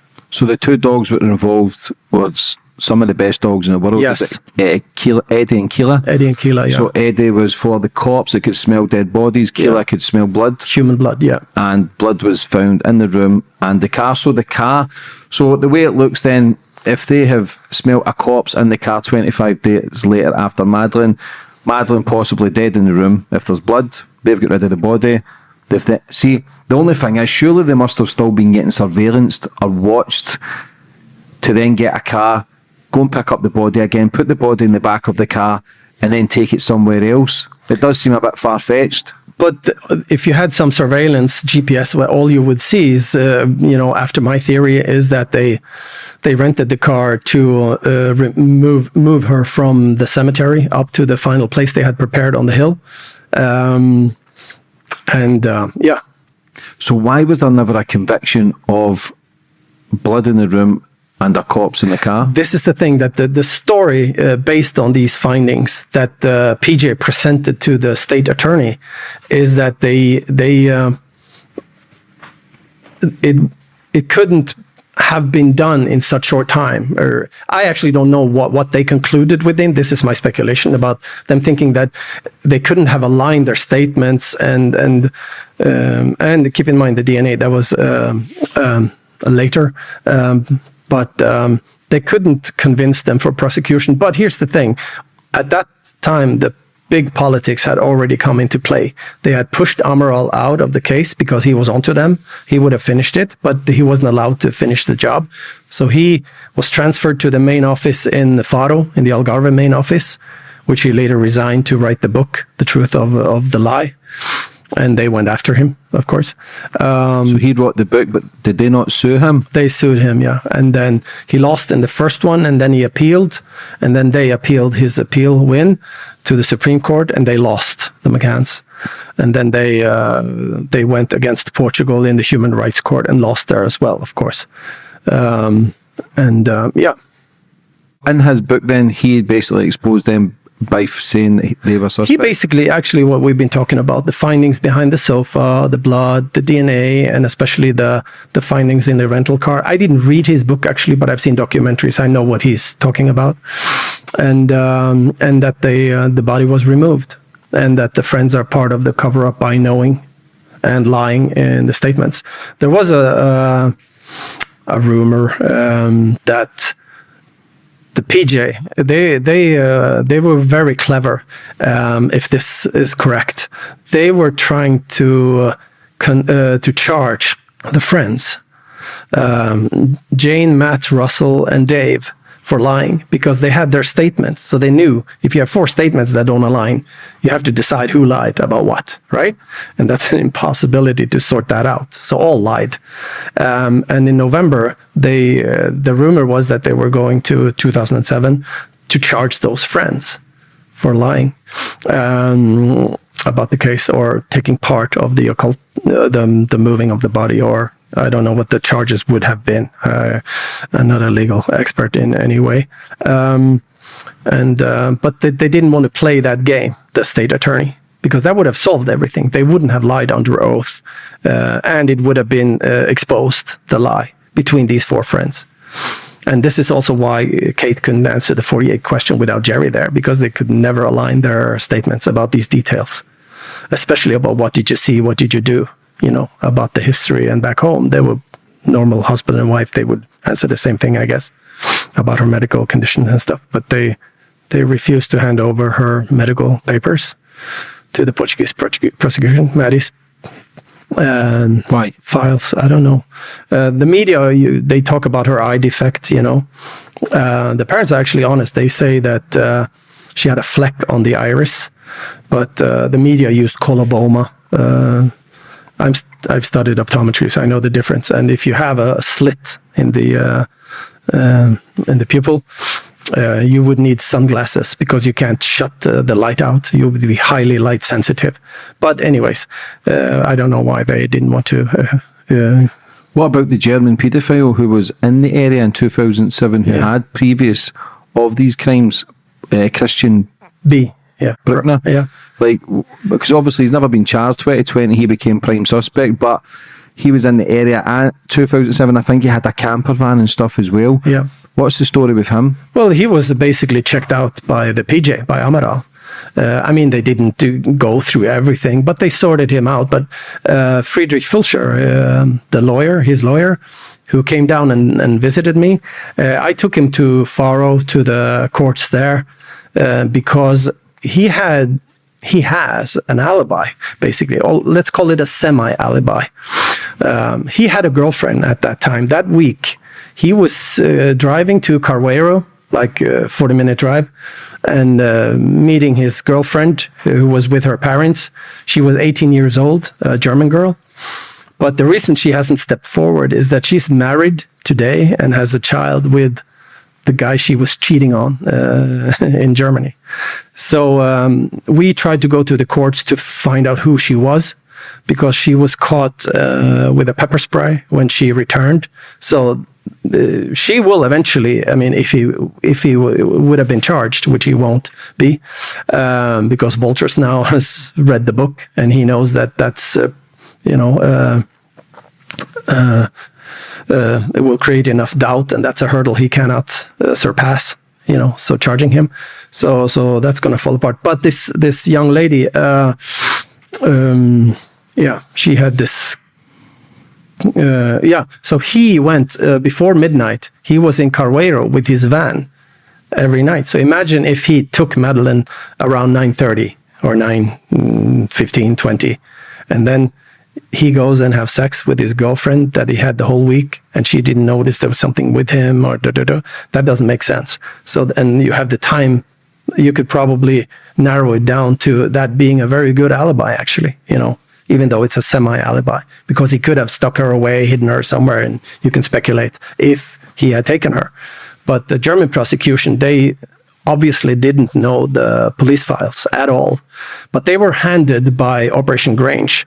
This was a setup, and Amaral, he was in a podcast in Australia with Mark Sonokonoko, and he said a year and a half before that, he said, there is a German guy, they've pinpointed him out as the patsy, and they're going to bring him out, and they did. But I'm not going to say the Germans are naive, but they're like Norwegians naive, You assume also that if he's the last man standing, he's got to be the one, right? So Operation Grange, they served him to the Germans, and they took him hook, line, and sinker, and pole, and boat, and ocean, and everything. And he was convinced it was him. And he did a mistake on Wolters, the German district state attorney. He went on a podcast in the second round of Mark Sonokonoko's podcasts from Australia. And then he got caught with his pants on his ankles, because he asked him, was there a mobile phone mast at the resort, at the Ocean Club? Because here's the thing about resort. You have the American term and the British term. So Praia da Luz is a resort in English, right? It wouldn't be that in American language, right? And this is a German guy with, so he thought when they said there was a mobile antenna at the resort, they were thinking Praia da Luz. He thought it was the Ocean Club. So he thought he could pinpoint him there. And then he, in this podcast, said, are you sure there's a mobile antenna on the, and then the Wolters, he has to ask his translator. And then you can watch them on the radio, how he goes pale. He understands he messed up. So it turns out there was one mobile mast. I think it was on the water tower, not the one that they're showing on the documentaries down by the beach. Because I had an apartment there, and I saw these antennas, and they were blocking my view, and I sold the apartment. I put it up for sale right that they put it up. That's recent. But that was a radius of 5-6 kilometers, so that you can't place him there. And Mark Williams Thomas, the journalist, the former police investigator, he basically also found some witnesses that he was half an hour away or something when it allegedly happened. I mean, the faked abduction, of course. Yeah, Mark does some good work. Yeah. He's done work on like Jimmy Savile, Joe Nando. Yeah. I think there was a boy there, Jay Slater, he's just been found dead in. Yeah, I've seen he was down there, yeah. Yeah, he's done a lot of good work. What about, did he not have emails deleted in 2007, this Christian, German guy? This is the last lie they had in the media. This is so dishonest. Basically, this is, they said he deleted his Hotmail account in the early months of like January or February in 2007. How can that link to a future abduction? It's nonsense. And they don't know what that was. It's just that he deleted his. So this was a spin. It was a lie. I actually asked Friedrich Fulcher, what's with these emails? And he said, they don't exist. So if he was to has he ever been charged, Christian, with? No. So if he was to get charged, do you think that then puts all the speculation to bed about Kate and Jerry? If he was to get charged with abduction and murder? Well, that would be amazing. Because his defense will use that brick in that case. But it won't happen now that Wolters is aware of that. So I sent him a book. I don't think it would ever happen anyway, because he's been a suspect for a long time. But the evidence, this is also the second word about the language, he said material evidence. I'm trying to defend Wolters here. And this is also what I asked Friedrich Fulcher, his lawyer. I said, there's something with the language, because I said, what is material evidence in German? Well, if you have a hearsay, a witness statement, and it's signed, and it's a paper, physical paper, That's material evidence in the German language, but it's not in English language. That's DNA, hair, corroborating witnesses and all that stuff, pinpointing you at some place. So he has nothing. And the other thing was that he had was that Christian Bruckner had went on a chat, gaming chat, and saying that he dreamt about kidnapping and killing and abusing a child several years later. Number one, if you had been in Amaral's scope in the biggest missing person case in history, you wouldn't chat like that, and you've been cleared from that case. You would not, first of all, you wouldn't dream about something you already did, and you wouldn't go out in this semi-public chat forums and express that, right? And And the last thing about the emails, actually, Peter MacLeod, former superintendent at Nottingham Police from 72 to 2000, he thinks the timing has to do with my book, this last lie about the email. Because the journalist from Bild, Kai Feldhaus, he was in court that day, and he said the guy who planted, and they mistranslate the German words or whatever, because it wasn't said in the court that day when they put up this deleting of this Hotmail account or emails in early 2007, several months before she disappeared, and it connects him to her. How can something connect him to, when you don't know those emails, what they were? If it was a hypothetical email they found which said, I am going to do ABC, then it's like, hey, wait a minute. But it still doesn't connect. But that they never existed. They never knew what they was. Just that he had deleted emails. But that was a tactical move. It's speculated by Peter MacLeod because of my book, the timing of it. What about their interviews when people read on their body language? Because there's so many people came forward and say there's just something not right with the way they speak, the way they handle themselves. Like the body language experts have it just doesn't sit right with them either. Yeah. Can I say something first to finish up Christian Bruckner? Because the other thing they had, the German prosecution, which actually it's kind of interesting and almost funny if it was true, which it could be true. So let's say it was true that this Helge Busching, which the PJ call Helge Bullshit, I'm sorry, he's sick now, and he wanted money to give his statements and stuff. So there was two things that he said. Number one was that Christian Bruckner had said that I know everything about that case. So keep in mind, imagine you're a skinny, criminal coming back to Germany from Portugal. I would say that I know everything about that case. Because it depends on what you mean about everything. It's about what's in the media, she disappeared, search. It doesn't mean that he took her, right? And also a criminal would also, to build cred, maybe say something to impress or something, right? So that doesn't have any weight anyways. But the other thing was before this email, the one prior, was that he said, and she didn't cry. This was so big. And as soon as I heard that, I talked to Friedrich Filcher, his lawyer, and I said, well, that's very strange that the media makes him look guilty, because it's actually the opposite. He's adding to the mystery. So follow this. So if Helge Busching says that, oh, and she didn't wake up, he's talking when some stranger picks up Maddie from her bed, right? And then Christian B follows up with, and she didn't cry, So contextually, he's adding to the mystery, but it's taken out of context by the media, like saying, and she didn't cry when I took her. Just lately, some of these media have added the parenthesis, almost like when I took her. It wasn't there, right? It's just that they're speculating about she didn't wake up and cry when somebody took her. The media still make money from this. Yeah. They're spending it. So, but this would do the two big things, and it's nothing, right? So of course he cannot be charged. And like he said, also Walters now recently, he said that no one in the world can find more. He said basically what they have found. And then, the case will be closed if they don't find anything else. So basically that's in the next. But Christian B, he was charged for 2 rapes.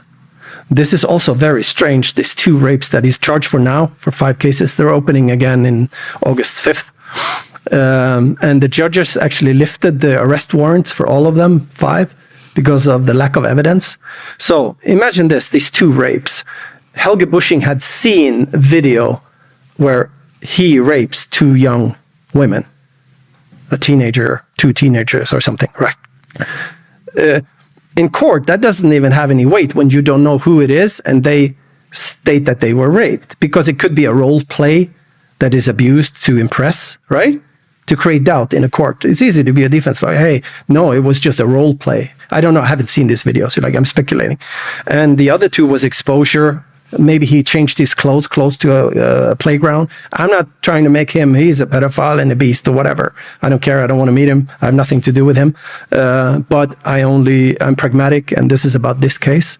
But the thing he's actually serving for, and this is why I sent these anonymous emails to him, because I was afraid he was going to be let on the street before my book was out, and he would be suicided. And then the media machine would easily make the world believe that he did it, for sure. And I'm talking now the McCanns, the Clarence Mitchell, and the whole machinery. They would make him look guilty. And people would be satisfied. Everybody would be satisfied. The problem was that I had a brick coming, right? The book. And that was a big problem for me, because I knew it would be very hard for me to get that out. So that's why I sent the email to the German prosecution that keep him safe, because he's at risk. I'm surprised nobody's taking him out, actually, even from within jail, because that would be useful. And this is the thing about Operation Grange, you know. They were looking for a patsy, and the perfect would be a pedophile, and preferably dead, right? And the reason I'm so hard on that, on Operation Grange, was because Colin Sutton, who was the one in scope to lead it in the beginning in 2011, 2010, he got a call from some of the top brass at Met and say, you know, that you're not going to be able to do your normal work. You know, that means excluding the people closest to the child, right? And you will not be able to look at any wrongdoing by the parents. End of story. So he didn't want to take it because he's an honorable man, right?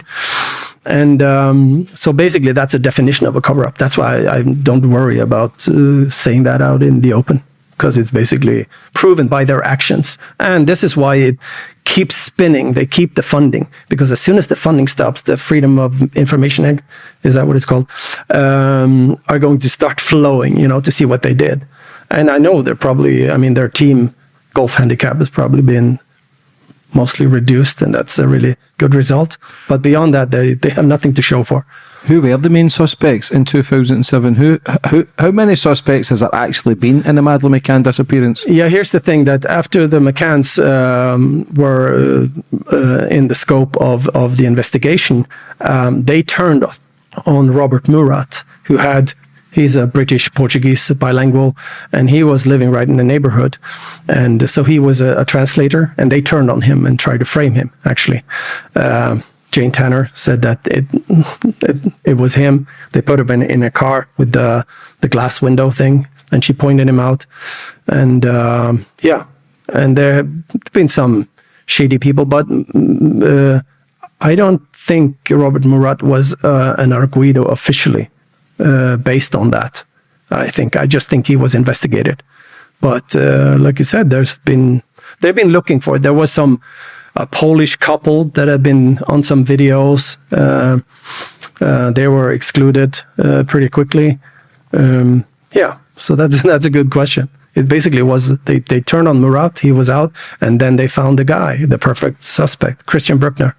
But he has an alibi, I would say, and obviously they have zero evidence against him. That's zero, because Helge Busching, the type of person he is, and his credentials, and asking for payments for these statements, and they caught him in a lie, I think now. So actually, I think Friedrich Fulcher are actually going up against him, actually. For him, there's... What's the main standout for you in this case, in Madeleine McCann's kind of disappearance? What's the one thing that stands out to you that's 100% proven, that just makes everything fall into piece? Number one, Jane wasn't there to see anybody. Matt wasn't inside the apartment to check. That's enough. There's no abduction. Is this proven? I make a really good case for that, yes. Mm-hmm. Forensically, I mean, you could hold in court that he wasn't inside apartment 5A. So why they not charged with lying? This is the thing. The PJ, they have let me basically broken the law for 7 years. illegal surveillance,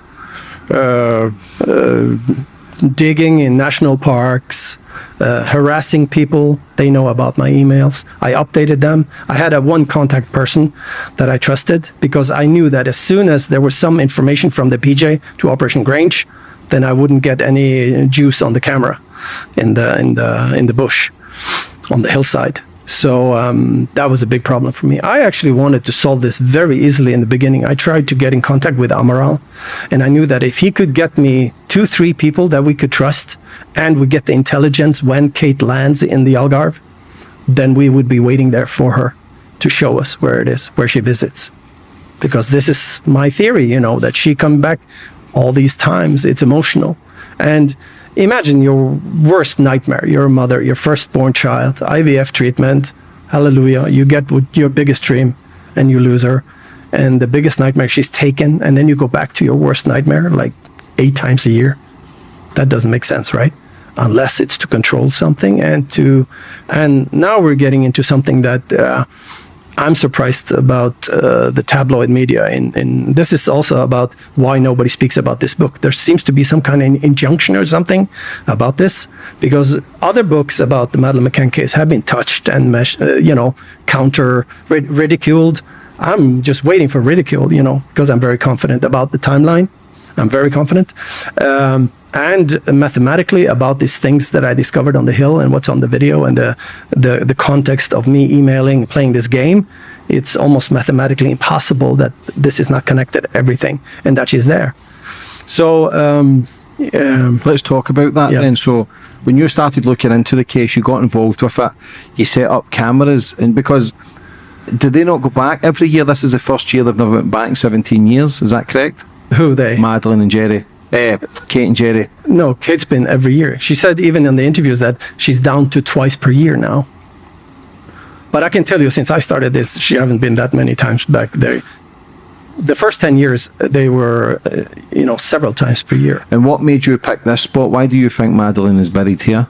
This was the thing about, like I said, I was convinced about the hill, number one. Number two, I did a methodical search about where I would have done it and where it's possible to dig that deep, because it's very hard terrain. And then I had these 3 main areas. I went through the first area, and then the third area was too close to people, to a resort. And then when I started to look at the second area, I noticed there was a pink flower there that didn't belong there. It was plucked somewhere else and didn't belong on the hillside, and it was put on this stone. It was very weird, but it was very close to a main track, and I have a very creative mind, and I thought, could this be that she's here? This was right before the 10th anniversary. This is when I started this. I started 18th of March. This pink flower was April 5th. And that was right when I started to scan the area 2, where I found everything. And this pink flower was on the bottom between area 2 and 3. And I went downtown, I got a drink, and then I'm sitting below the church with the palms, and then I see this pink flower. That's where they are. They're on the foot of that palm. And then I could imagine that she's been by the church, and she goes to her rock on the beach. This is her words. And maybe she plucked that one and went up there and left it there. And I probably missed her, if that was her, by 2-3 hours on that Sunday. So that started thing. And then I had this thing I told you about. I looked for a grave in the area, symbols, romanticizing a grave out of guilt. Kate going back, and then I looked for the letter M, pink flowers, and heart symbols, and I found all of these things. Not right away, because these were so subtle. I mean, it wasn't like I was so in love with my theory that I looked in. You look at the clouds, you see Mickey Mouse and Pluto there, every day. If you really want to, if you look for it. Yeah, exactly. But this was more like I couldn't even see it, so I took a camera, lifted it up from the ground, and then when I came home and zoomed in and looked at it, said, "Hey, wait, what is this?" Or it was hidden partially because of the gloves were up at that time, so it wasn't something I discovered like that, even when I was looking for it. So these were extremely subtle things, and some of the symbols were a little distorted by someone kicking one of the rocks. But I found these hand-placed rocks, because that was the fourth thing I looked at, things that were hand-ornamented or some place in nature made special for like a memorial or something. And then this spot 1 was right at the bottom of the lower part of area 2. And I decided because I went to the police again, try to get in contact with Amara, and then they say, well, it would be easier for us if you check for yourself, because I didn't want to be the guy that digs for a body in the night, and I did. And I started one area, and then it's something, I just got this thing, hey, this is not the place. And I stopped. So I had like a little bump in the ground right next to one of these symbols. There was actually another symbol on top of that one. So I changed my mind inside this cave-like structure under the tree. But anyway, so this is what I put up a camera there instead. How many miles away from the hotel? Oh, this is 1 kilometer exactly. Not that far? No. Surely if you're getting rid of a body, they're not that, like I say, they're intelligent people. You go further, no? Well, here's the thing, the genius about that. This is also about the paranoia. Like you said, if you have a car, you think about the tracking. But keep in mind, if they are being seen somewhere else, right, in the region, in the future, if you show up somewhere, people will always think, what are they doing there, right? Anywhere else, if they see them there, but not on the hill, because they made sure on that photo shoot, look, we run here, nothing to see here.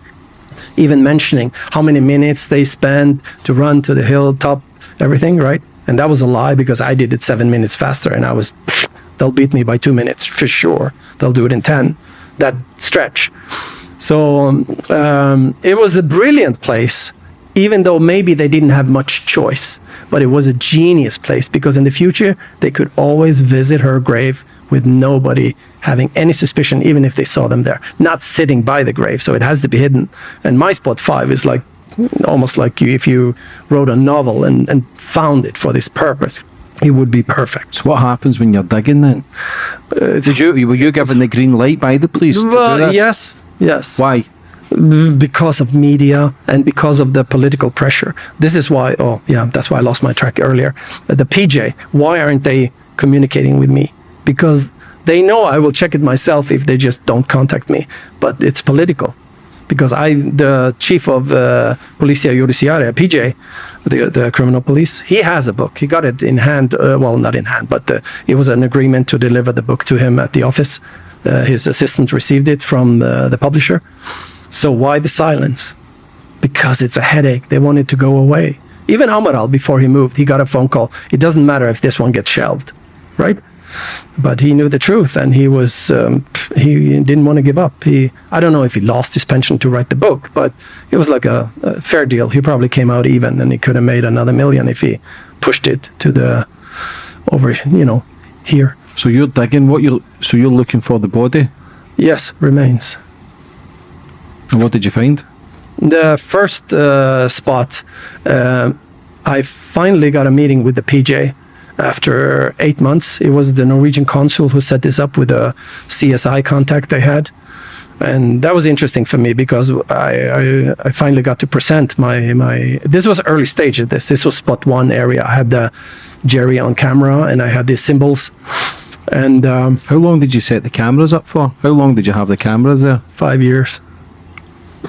Going in the night. That's a lot of footage. Memory sticks, battery change in the dark. And how many times did you see Kate and Jerry? I don't want to go into details. I write in the book that I have them... Why not? No, it's nice that they don't know everything, because this is, of course, a game of chess. But could they be back just, like I say, to show the love just every year, just the anniversary, maybe a quiet spot, maybe a peaceful spot? Yes, yeah, exactly. Yeah, and that would be their only...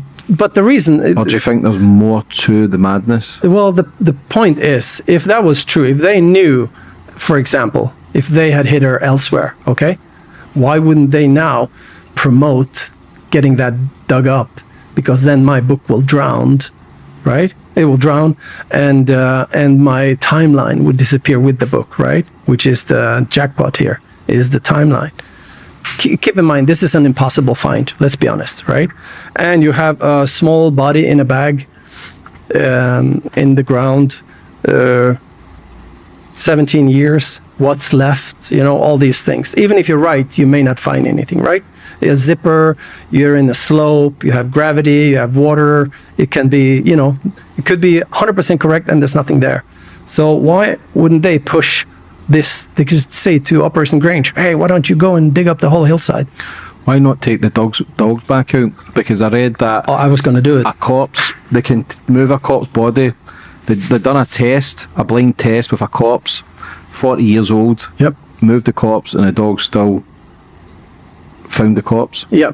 So there's clearly still scent there for dogs, and this has only been 17 years. The thing is that the context of this cat and mouse game and who showed up and that they got so scared to a point where they actually sent friends that nobody knows who is. I call them the nuggets, the golden nuggets. They know who they are when they read this book. And that's probably a joker, in this card game. It's not a game, for me it was about getting her remains back home for a proper burial. That's all. Not selling books, because I would be an idiot writing 850 pages and doing this 7 years to make money, That's impossible, right? Unless you find it, right? But so that doesn't matter to me at all.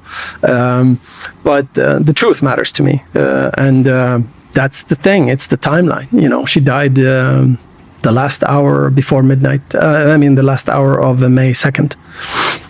And yeah. Oh, about moving the body, digging.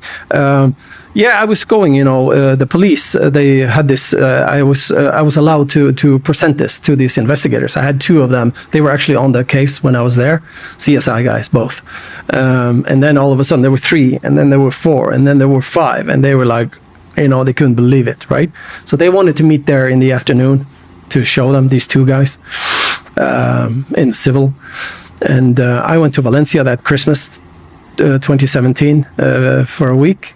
And they took the ground penetrating radar from the geology department in Lisbon to check out my spot 1, and he said it was only rocks there. But I had a video of Kate and Jerry hasting by to an area higher up. So when I came back from Valencia, I found everything I needed to know there. Even though I'm in the area, there were several things there. And the interesting thing about people say, oh, what if they moved the body? Yeah, but then they wouldn't show up there and show fear. They would just ignore it. If somebody's getting close to something that it actually was there or something, they would never show up in this context of this game.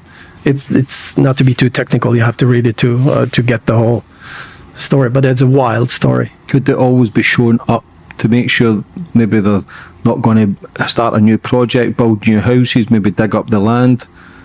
Who? Kate and Jerry. Well, it's about when you have, your whole life basically depends on something not being found. It's about control, fear. And in 2014, actually, when the new dogs were coming in, actually to do a new survey, they didn't know where, but they did it on the west side of town.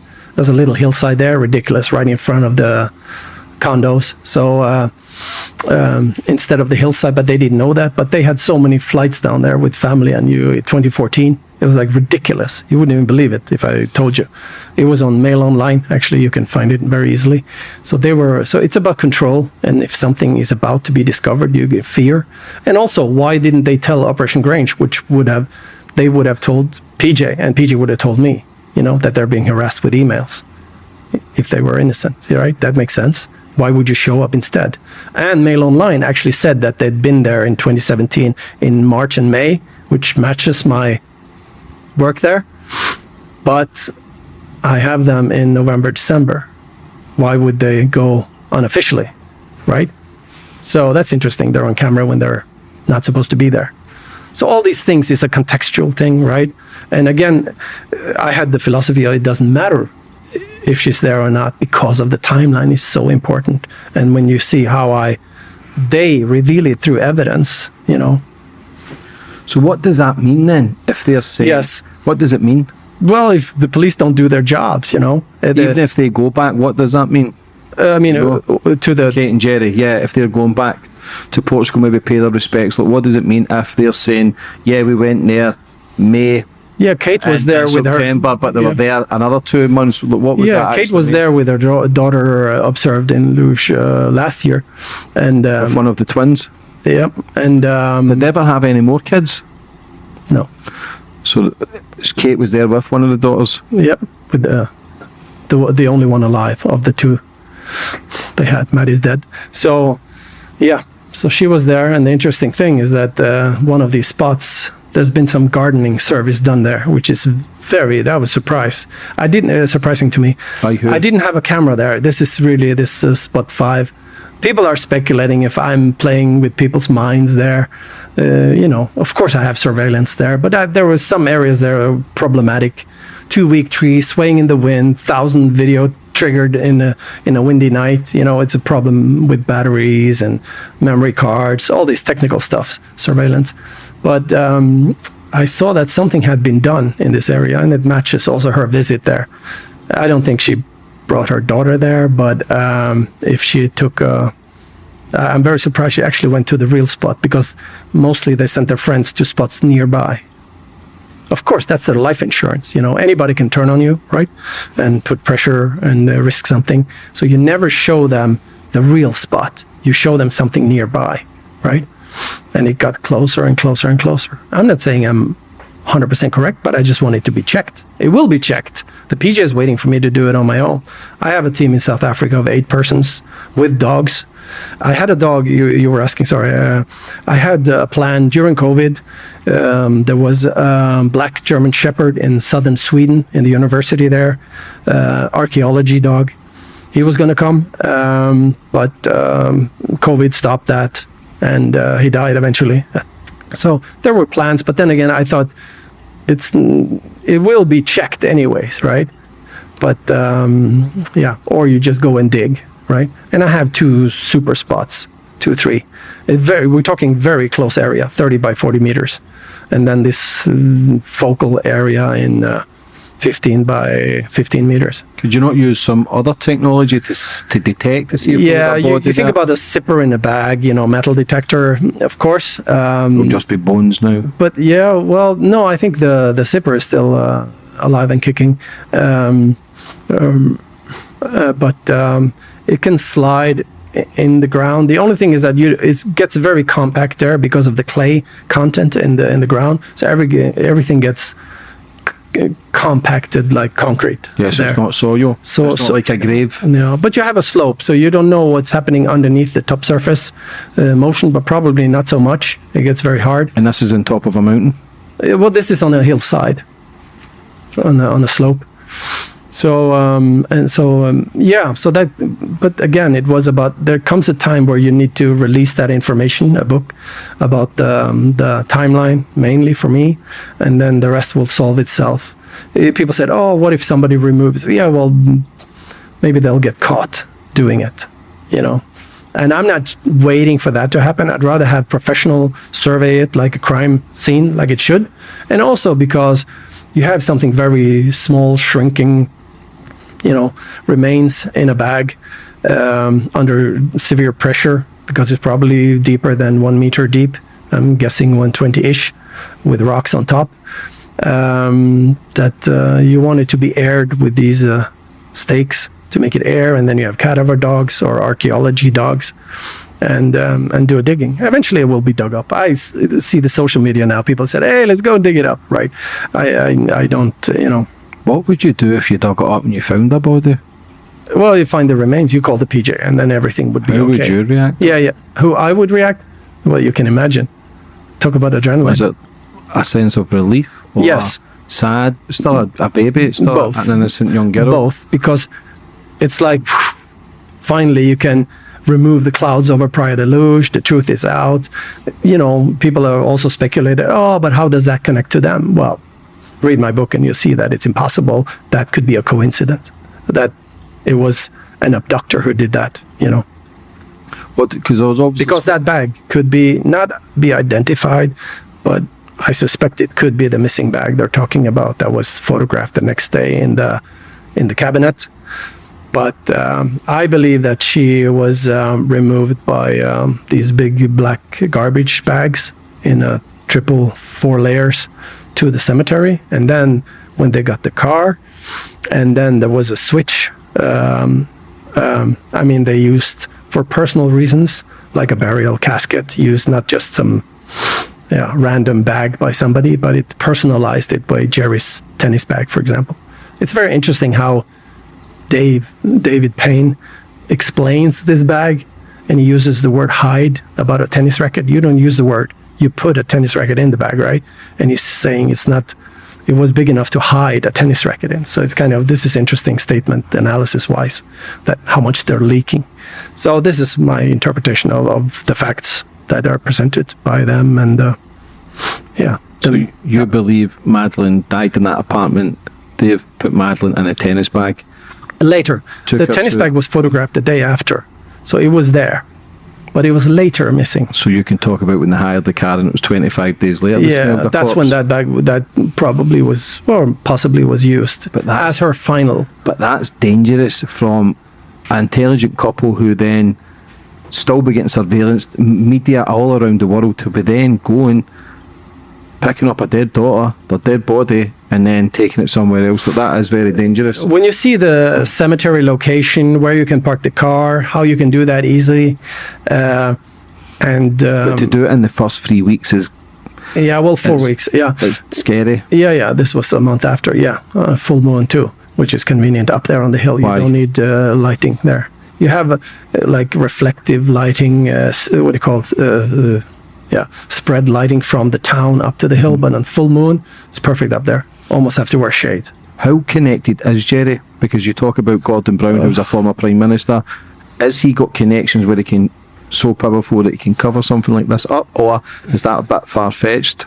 It's not far-fetched. You know, the boys club also have an oath about helping their brothers, but I don't know. I don't care. I just know there was one bouquet of flowers at one of the first memorials they had at home.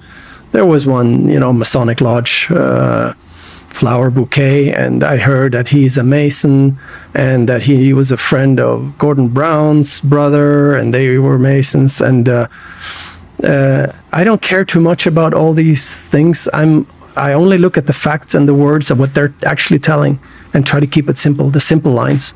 And you say, and why the cover-up? And imagine, you protect the pride of your nation and your flag and the crown, and you have 4 doctor families using neglect as their alibi, or were neglecting them, all of them locking the children in the apartment to go and dine across the pool. Is that enough? And then you can say, sedation, sedating their kids. I'm a son of a doctor. I know how they view, pharma. My father was a psychiatrist or a drug dealer, whatever. Same thing, isn't it? Yeah. And but keep in mind also the fear in these friends when you have one accident happen in one apartment. They're the unlucky ones, but you have a very resourceful guy who knows he cannot call an ambulance. What's the problem with calling an ambulance if your daughter has cracked her head and is dying behind the sofa?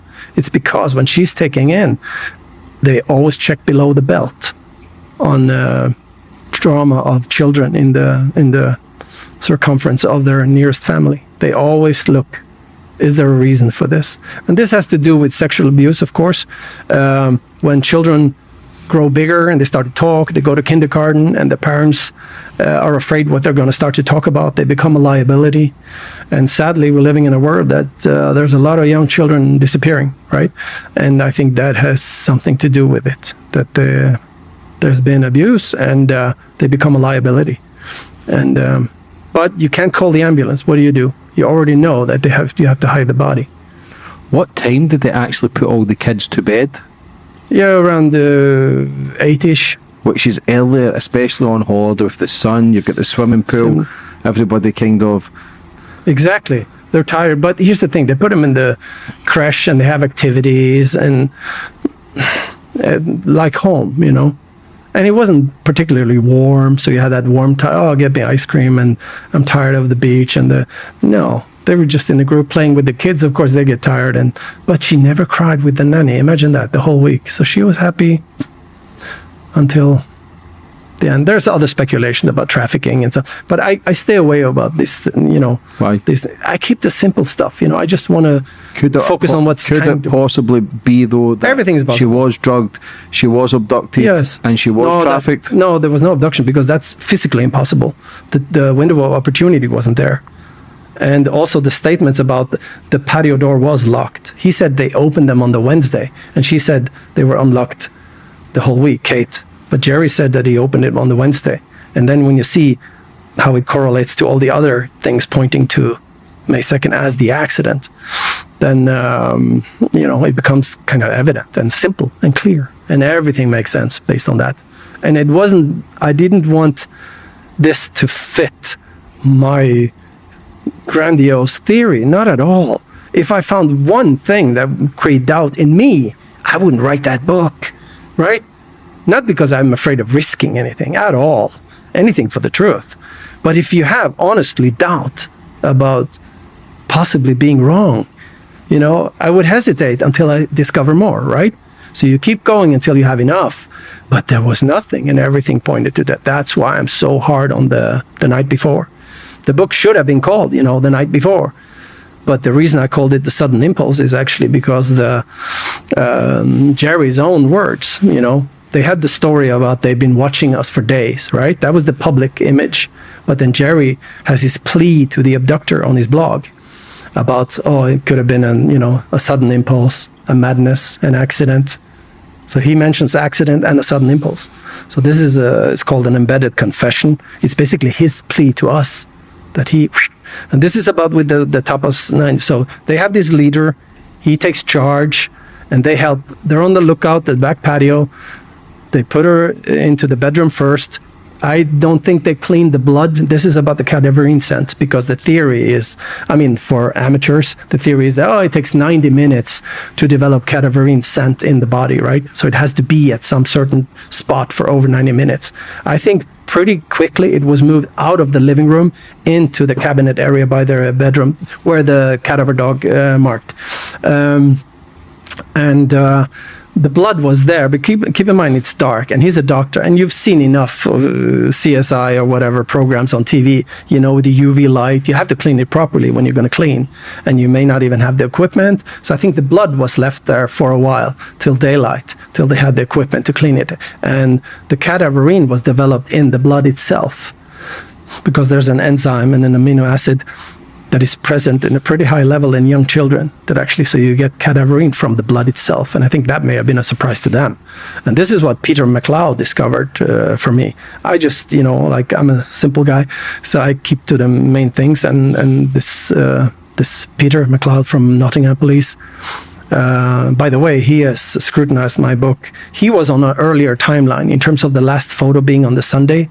He was earlier on the group that believes that she died in the apartment on the 29th or 30th, like the second or third day there on the holiday. But he has tried to find flaws in my book, and he read it 3 times, and he now believes me, and that's a huge step for me. That's, a success for me, but the main success is, of course, the truth is out. I'm not out to destroy these people, Like I said, if I was the Tapas friends, I would do the same thing for them, right? I would help them hide the body if there was no, it's the SA thing. It changes everything. Bad luck and saving the family of the twins, yes, I'd do anything for that. It's a good thing. Instead of destroying 4 families, let's say SA was not involved in any of these families, Of course, you do anything to save them. You've got to question why the families have never been doing podcasts or more interviews. Yeah, exactly. Would do it consistently. Of trying to get more information out there. There's just been nothing. Yeah, that's suspicious. And I started earlier about the tabloid here. They should know that it's not a big secret that Kate and Jerry, they are not a couple, and they haven't been for years. She was never a McCann. That's the first thing. And she, in the hearing, in the Levison inquiry, was hey, my name is Kate McCann. No, it's not. Her name is Kate Healy. She was never a McCann. She was married to Jerry McCann, but that was never her name. In the crash record, she uses that. That's to make it simple, I think, that you have the same last name of the parents to make it easier for who does this child belong to, right? Does she have the same name, though? Did they change her name at the wedding? No, she's Kate Healy. In her passport. She never changed her name? No. But here's Why? I don't know. Ask her. But the thing was, they haven't been a couple. Even there's a pro-McCann people in Lush confirming that they're separated. I don't know if this is legal, but I'm surprised the tabloids here, but they're not allowed to touch it. And that's why I mentioned about this injunction, about not talking about things that are evidence or going against the narrative of an abduction. Because, there is 0 evidence of an abduction. 0. Nothing. Nada. Zilch. And still, you have Operation Grange spending £14 million looking for an abductor in a missing person case where there is zero signs of an abduction, that's insane, right? No, it's not. It's called a cover-up. What about Madeleine McCann? Because there was also rumours that it wasn't Jerry's daughter. This is very interesting. So I don't know how they do it in the DNA test, because they, you protect the integrity of a person if they use the donors, all these things. There's probably a system for that. I haven't researched. I don't care. But there was one thing very strange. But, anybody can glitch. It was Jerry in a Spanish interview and Kate sitting next to him, and he's pointing to her and he's calling Madeleine her child. And he corrects himself, our child. That's the first glitch on that. That could point to that possibly being a case, and then the twins actually being his. But psychologically, you could say, oh yeah, the distancing, and this is my profiling of Kate about her giving her a grave, because if it was up to Jerry, she would be fish food. I hate to use those words, but let's be, we're talking reality here, pragmatic survival mode, Jerry mode. And that would be in the ocean, of course, But for Kate, being not a devout Catholic, but a Catholic, according to her mother, she's not devout. She would not occult the body. But imagine that she wasn't aware, but she was semi-aware or blind eye to what was going on. She must have, I think that when she got the twins, it was very hard for her to handle the three of them. She couldn't work full time, for example. And there was a rumor in one of these questions you mentioned of the 48 about family taking custody over Madeleine. Remember, you mentioned that one of the questions the police wanted to ask her, is this true? So the distancing to Madeleine when she got the twins, and imagine Madeleine being SA abused, and then becoming more outspoken, difficult, loud, all these negative things, right? She feels guilt, and then you have the accident, and then the guilt Kate must feel then because of the distancing to her first child and making her a victim of whatever might have happened.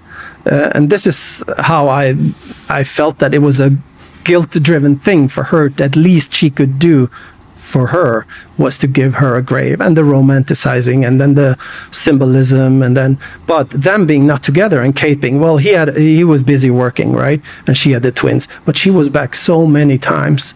And this also makes sense in terms of them not being a couple, actually. And this is a source that I have, a very trusted source who overheard a conversation with her boss, with one of their neighbors. That Jerry was dating a young model, and they haven't been a couple for many, many years. And this was confirmed about this pro McCann on the cliffs, saying that they've been separated for years. But imagine the story of this. This is the biggest media case in history, and also the biggest missing person case. But imagine, them splitting up, because that's what normally happens when a young child disappears in a family.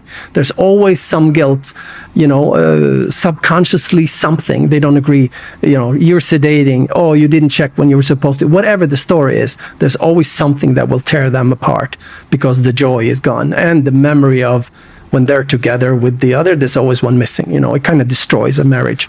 Makes sense. Yeah. And I think that's just normal for couples who do lose children. The percentage of breakup is very high. Yes. Not just Kate and Jerry, it's everyone. Because Yes. I've interviewed Ashley Kane, and I know he split up with his missus. They love each other, but they just couldn't take the pain of losing. Yeah. It was just too much. Yeah. And but like I say, what about, I know people can go down the conspiracy route you talk about and being a Mason. People saying it could be possibly a sacrifice. No, that's, for me, I far-fetched. No, here's the thing, actually, because I saw some of them, actually, and this is the thing about how I discovered that they hit her in the cemetery. The cemetery is about half a mile from the church. And in Portugal, they have this, it looks like a casket, stone caskets, like a mausoleum above ground. You can just slid the top sideways and put it inside. She could still be there if it wasn't for the finding in the rental car, by the way. So I did a check on that, actually, with CB's lawyer, Christian Berkner's lawyer. We did a test very honorably and respectfully to check it out if it was possible, and it was perfect. So there was a statement by Kate that she, for weeks and days and weeks, that she had a vivid slideshow of seeing Maddie on a large gray stone slab, mottled. And this is the thing also, people were seeing then a sacrificial, satanic ritual table thing. So I kind of get that, but I like to use Occam's razor, simplicity, you know. The simplest line of thought is most often the logical and the truth and reality. So I like to stay on that path as hard as I can and as long as I can, unless you have to divert. So this her vivid dream, this was at the same time they were talking about, you know, pedophiles been taking her and she's alive, but then she had for days and months, it wasn't like a reoccurring nightmare, for days and months, days and weeks, not months. And this is how I discovered the time. They moved her exactly on the month because of what she wrote in the diary. Everything fits together.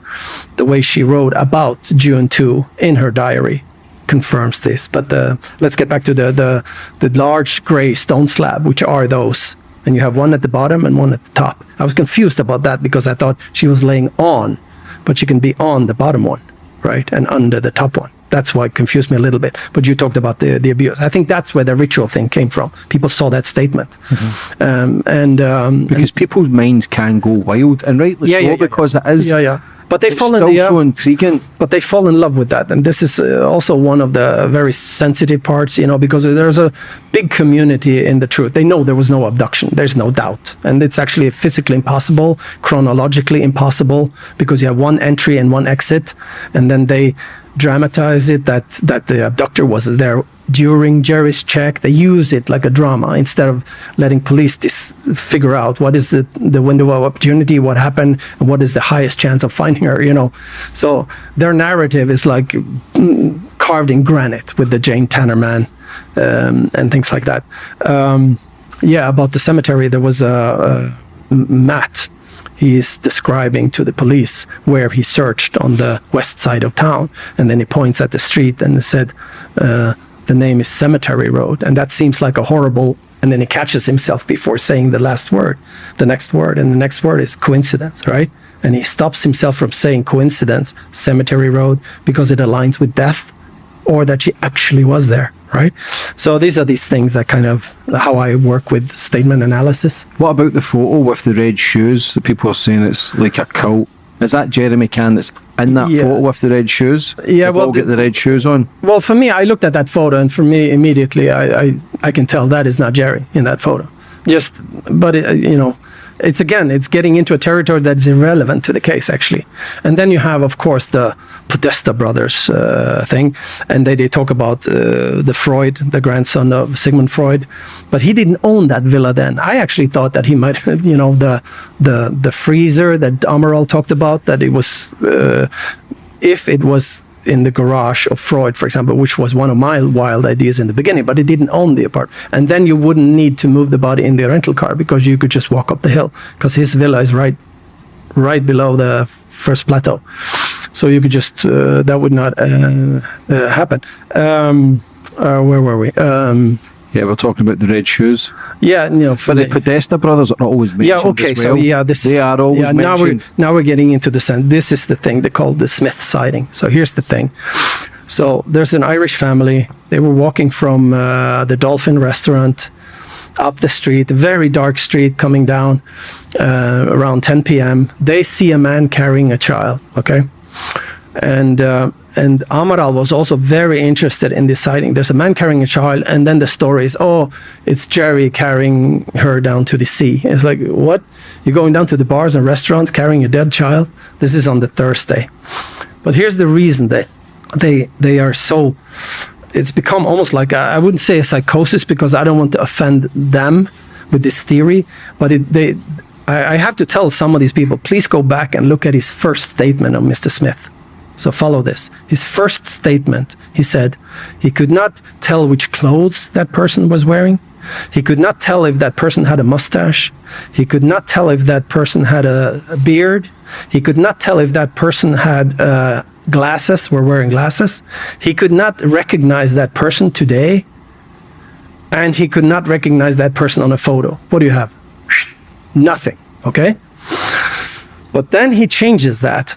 he actually adds 5 years on a later statement. But the problem is the reason he changed his statement, that he was certain it was Jerry all of a sudden. Wow, from that start, because he saw Jerry leaving the airplane when they arrived back home in September, and he carries his son down the stairs, right? And that's really weird, because that's exactly how every man in the world will carry their child down the stairs of an airplane. So it doesn't make sense. So he's convinced himself. This is the psychology of people wanting to be in the center of some historical event or something important. It doesn't mean that he's a bad person. You know, it's psychology, it's our mind messing with us. But from his first statement, where he adds from 35 years to 40 years to match Jerry, and then he also changes that he matches his wife or daughter, saying that he had these beige pants, you know. From his first statement, he couldn't tell anything, right? So, but the point is, it doesn't serve a purpose of Jerry being there. And basically, he was up there pretending to search, because the alarm went half an hour earlier, around 9:30-ish.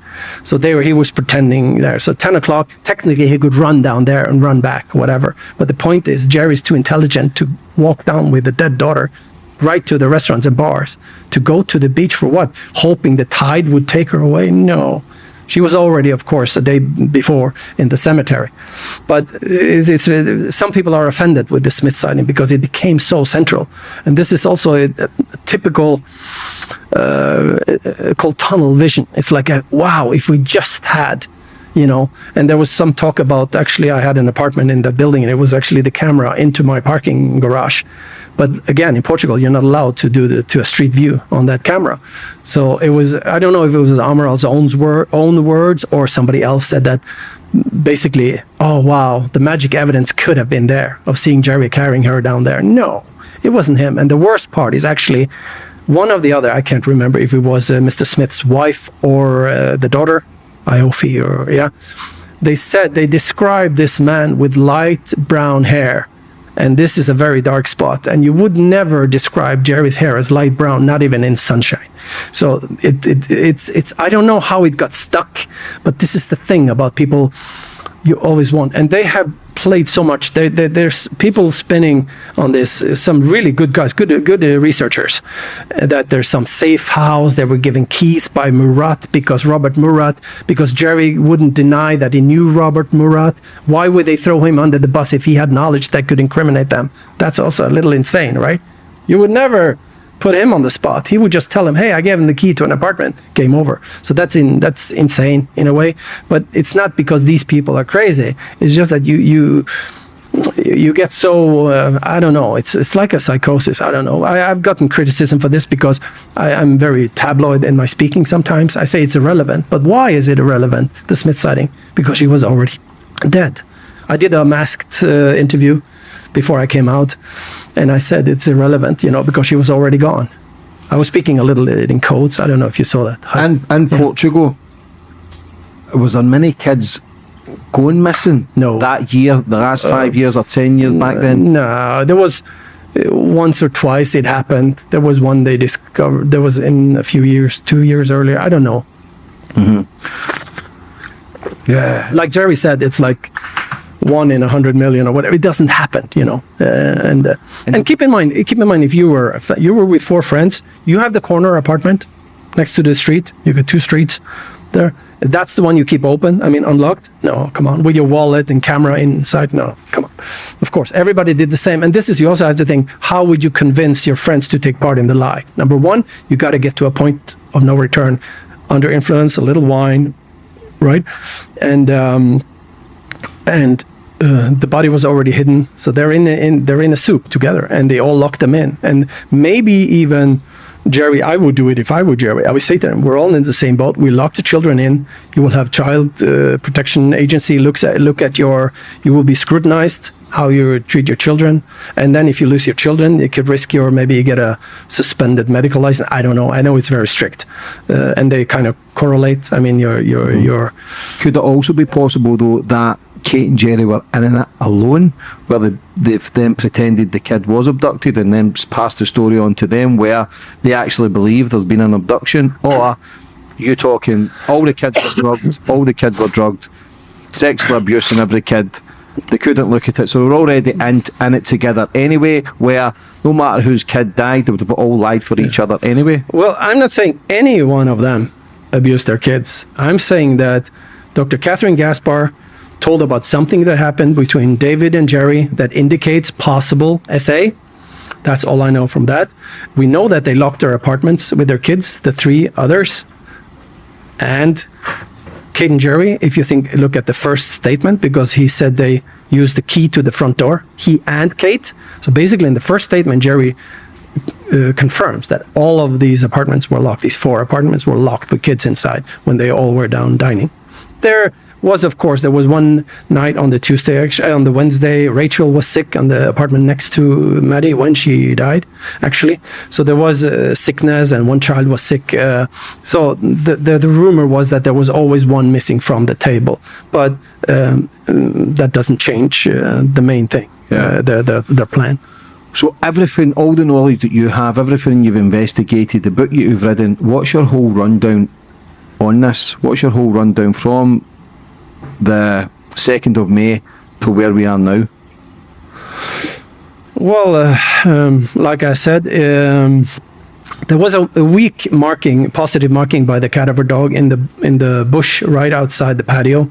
So they're doctors. So about getting the body, first of all, getting her out of behind the sofa, and they put her in the bedroom, probably on some plastic or something to figure out what to do to package her before they get her out. And then out in the bush, when in the timing of finding where to hide her, you look at the map of the town. Cemetery is a good place, right? Perfect. You do a little research too, but she's in the bush there in multiple layers of plastic garbage bag, probably taped together or something, whatever you have available. Imagining that would be safe for the cadaver. The blood is not cleaned yet. Put her in the cemetery.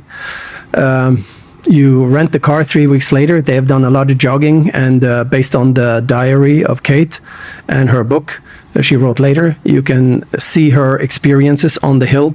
Please don't let Maddie be buried here. She prays to God. 3 days after her disappearance, she prays that the twins don't fall and bang their heads. That's kind of concrete, because that's exactly what happened to Maddie. Things like that. And then you have the rental car. The alibi for getting that was, of course, to picking up and family from the airport, which had been coming and going already 3 weeks. The reason they needed the car was to move the body, I think,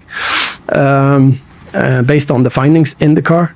And it makes sense in terms of the hill, because there's 2 big bumps up the road there. I think maybe there's been some spilling, because if you're in the dark, even though it's full moon, you're sliding this granite top.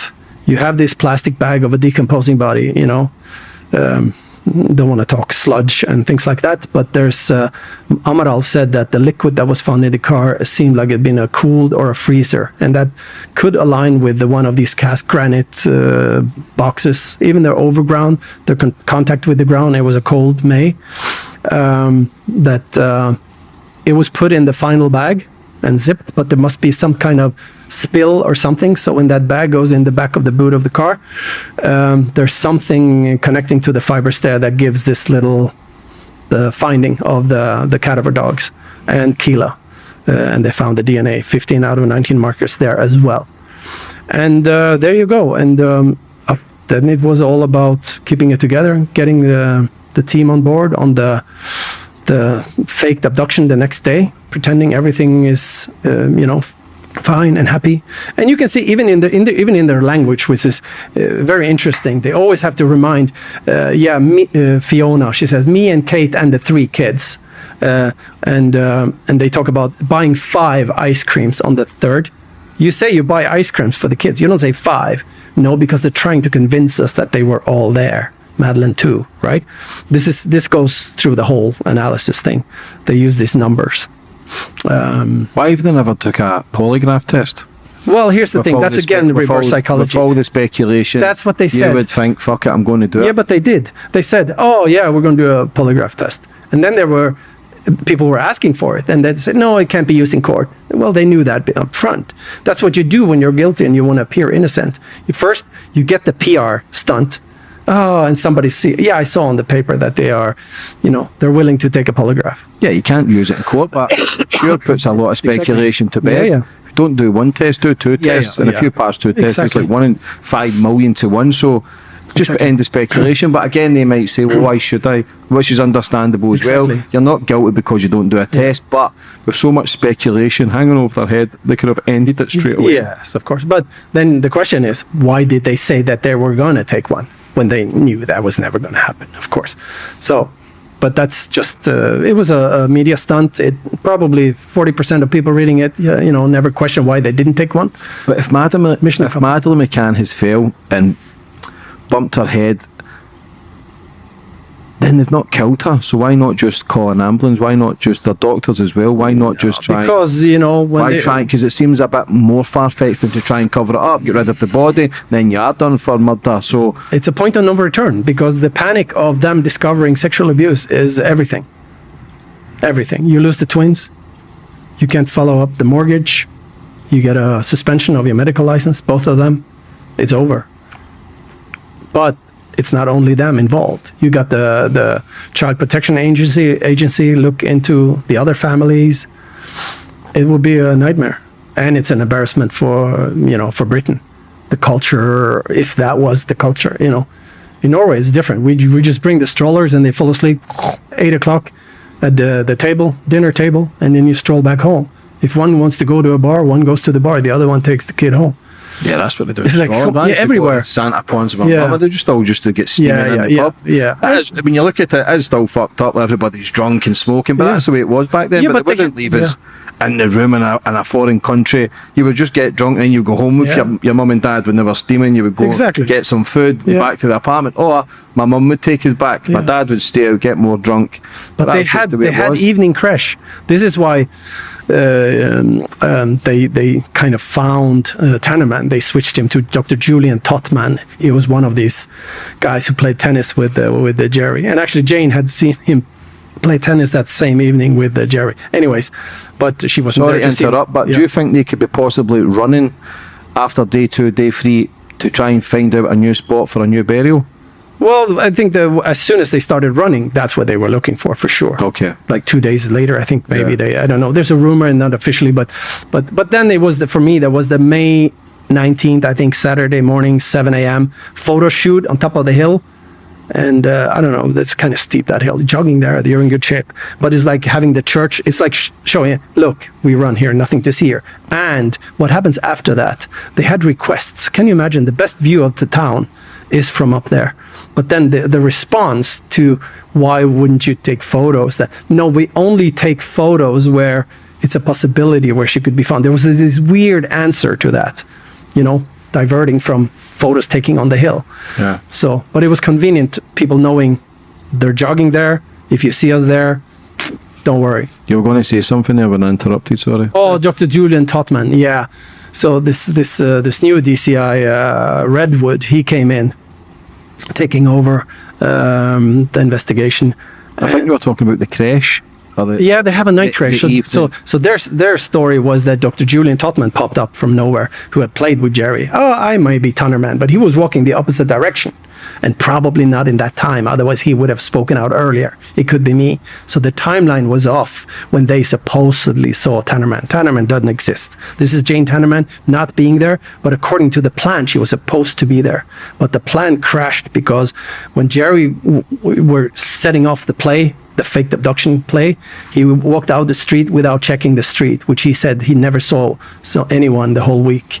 And there comes Jez Wilkins from BBC guy there on a stroller with his daughter or son in his stroller up the street, and he crosses the street to chat with him. So he ruins the timeline they had set up for the faked play on this. And so Jane was supposed, probably when Jerry was supposed not to talk to him because she was on a time thing, and he was going to come to the restaurant, make sure everybody sees him, and she goes up and then she sees him and actually goes check. But she didn't. She was waiting for the cue, right? So she never walked past them because Jez would have seen her. She walked in flip-flops right by them, this quietest street in the world, narrow street. It's impossible that he didn't see her. So she wasn't there to see him. So DCI Redwood, he digs up Dr. Julian Totman, who came from the night crash. So there were night crashes there until 11. So when they go and dine 8 o'clock or something, they could have just taking their 8:30 or whatever to the night crash and picking them up 11, and they can do the full dining, no risk, no anything. Or they could just don't be cheap and just pay some of these girls that were taking care of their daughters and say, hey, can't you babysit 3 hours when we're out drinking? Why didn't they? No, I didn't know. It sounds insane because I don't know. I think Could they just be naive to it all as well? And they're all doctors, but they all can't be like the McCanns. silly, yeah. Like sedation, drugs. I mean, I know, like I told you, I know how my father looked at drugs. He abused drugs, like uppers and downers, and he had a super career. He was like chief medical of Northern Norway before he was 40, but he was using drugs, like these enhancement drugs, and my uncle in Austria, he worked for Pfizer, like selling these things. And anything, and the way they look at drugs is unbelievable. And it could be that way. They were trusting in what they had, the arsenal. Do you think we'll ever get answers with the Madeleine McCann case? Well, this is the thing. You say, I'm not out to take them or watch them fall. But of course, that's a consequence of bringing the remains home and giving her a piece and a grave at home. And this is what Kate wants too. She leaked so many times that she wanted to end this. And I suspect that she's been under threat. And I'm talking physical threat, not her, but the twins have been at risk. And that's why she hasn't left this realm before. Because this is with the dream, the turning point dream. This is the media called it the turning point dream. When she called Paiva, the liaison, when Jerry was in the US, she wanted them to actually find it without getting caught. It's a little naive. I mean, if you put this in a novel, nobody would publish it, but that's how it is. If you're not a criminal and you come up with stories, they're bad, even though you're very intelligent. So she had this idea that she could say that she's hidden on rocks on a hillside overlooking in Praia da Luz. That's only one hillside. That could be, basically. She wanted them to find it, but that would point to her, right? Or she could pretend she was had a vision or something, right? Mm-hmm. But I suspect that there might be something in that grave that could point to them in otherwise. There's another cuddle toy missing, and there's a pink blanket. She might be rolled in and things like that. So sad, isn't it? But I don't think she cared about that. She was just become too big for her nerves. Do you think someone could possibly break, even 17, 20 years later, where they come clean with it all? I was maybe a little naive that I thought that she could break from my profiling of her in that book. I think they're always proactive, that's their mantra, proactive. It's a defense mechanism. Any criminal would be proactive. You want to know what the police does. You have the manuals on the bedside table. They had literally. And I was thinking that, but here's the thing, as long as they're silent and the media is silent, nobody has to crack and just watch my book go away. But it will creep into Britain, hopefully, through you. Thank you, buddy. Man, you're one step ahead of anything. But I was very shocked and, very honored and shocked, actually.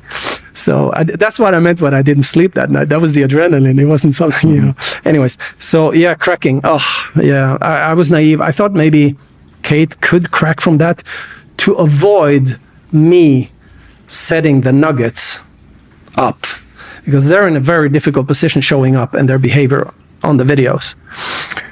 Because it implicates them in a conspiracy or in a, corrupt, and the course of justice. Because if you're in the know, you're already in a criminal position. Give me your short format of it all from the moment Madeleine was left in the room. What do you think's happened then? Until now. This is the third time he's asking me this. Nobody asked me a short one. Yeah, I know it's very hard. So no, because we've covered a lot. Yeah, I know. The sort of rundown of what you think actually happened on the night to what happened the previous couple of days to then now. Yeah, well, I spoke up to the hiding of the body, and so you think in the room, she's been drugged, she's fell off the sofa, bumped her head. She's sedated for sure, and even though it's not relevant to the falling, it's probably part of the picture because of normally you shouldn't die from that kind of fall. But if she's sedated, she may have lost consciousness before, and she has a limp fall harder, fall on the tile, and you can have and they hit the body, and that's it. Yeah, that's it. So yeah, like I say, I think we've touched on everything basically. If we missed anything out. Well, the Smith sighting, I'm there's so many good people involved in these things, and let me mention a few while I remember. Yeah. You have profiler Pat Brown. She's been so generous and sweet. She started off bashing me with my crazy hidden face masked man thing.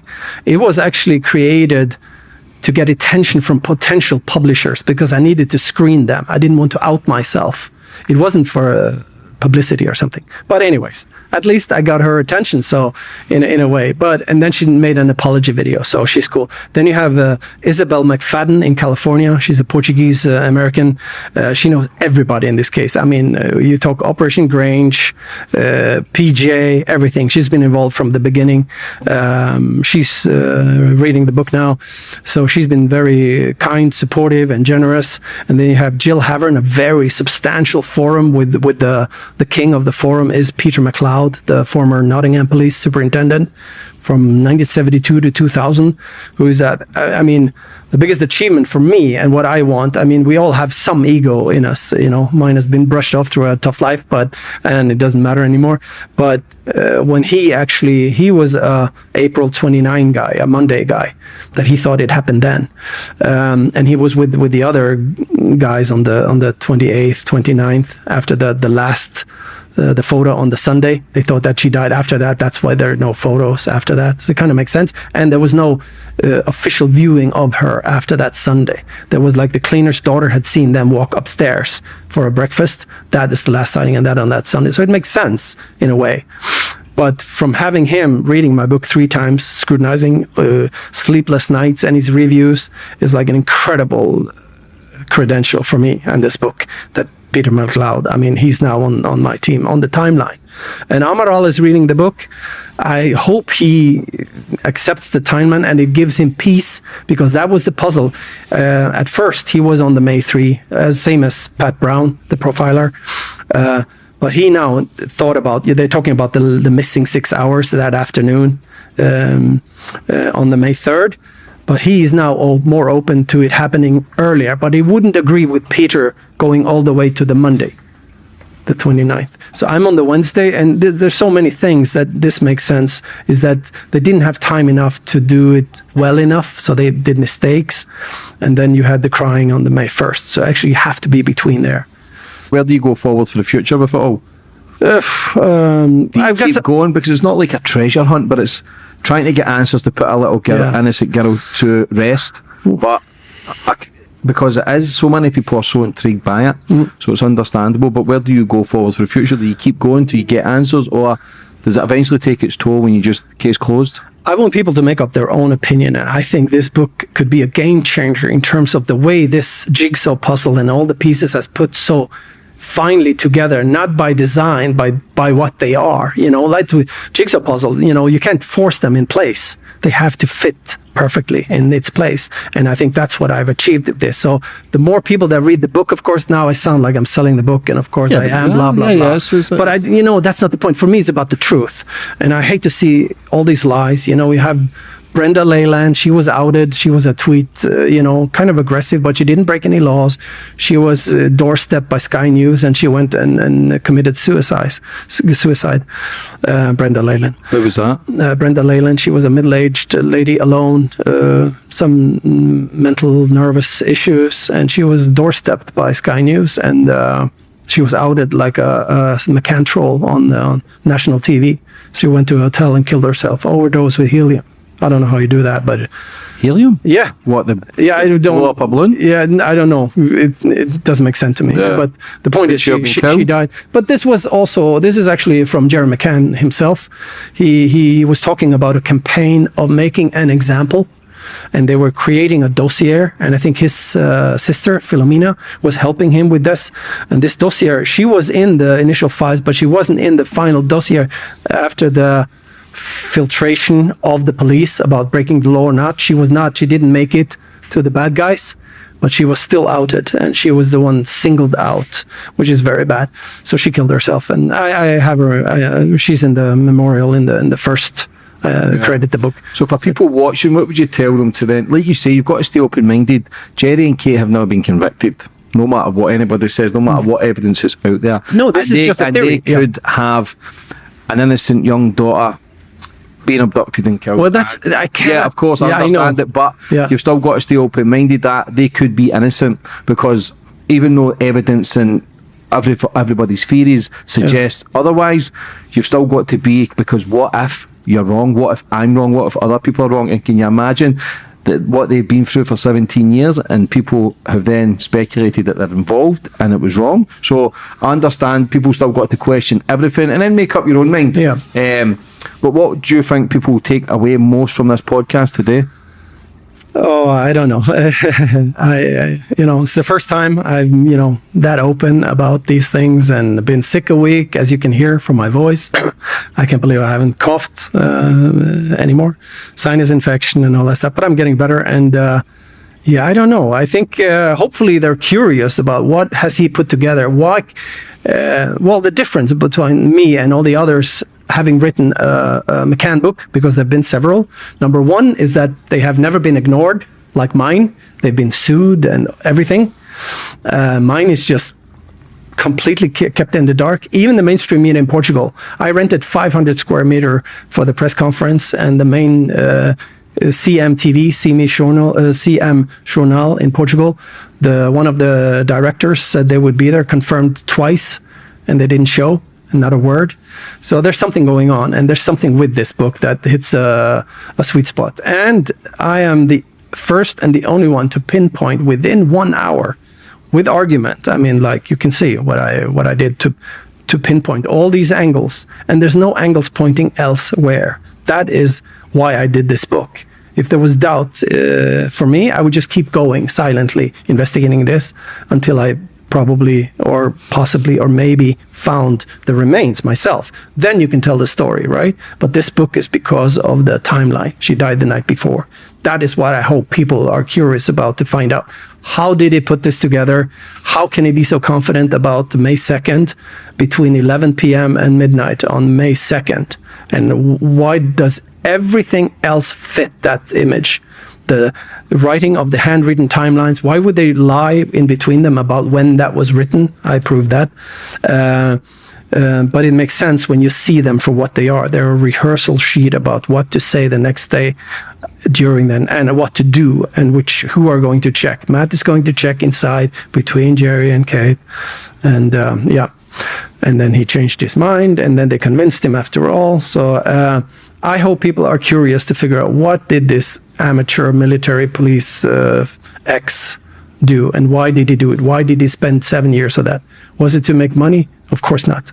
Nobody writes a brick like that to make money. I mean, shipment cost, you wouldn't even, but there's something convincing about this guy, I hope. And the curiosity about finding how can he be so certain? What was it that the others missed that he saw? One example is, for example, Martin Grime at the dogs. I have to mention that, because you can see it yourself on the Google. You have the lawyer of the McCanns actually dropped it on YouTube, or somebody got it from her and put it on YouTube. You can see Eddie marking very hardly. He barks 11 times after picking up and lifting Jerry's light blue O'Neill t-shirt. And coincidentally, you see Kate making sure she's photographed with it later on the beach, but that's just them being proactive.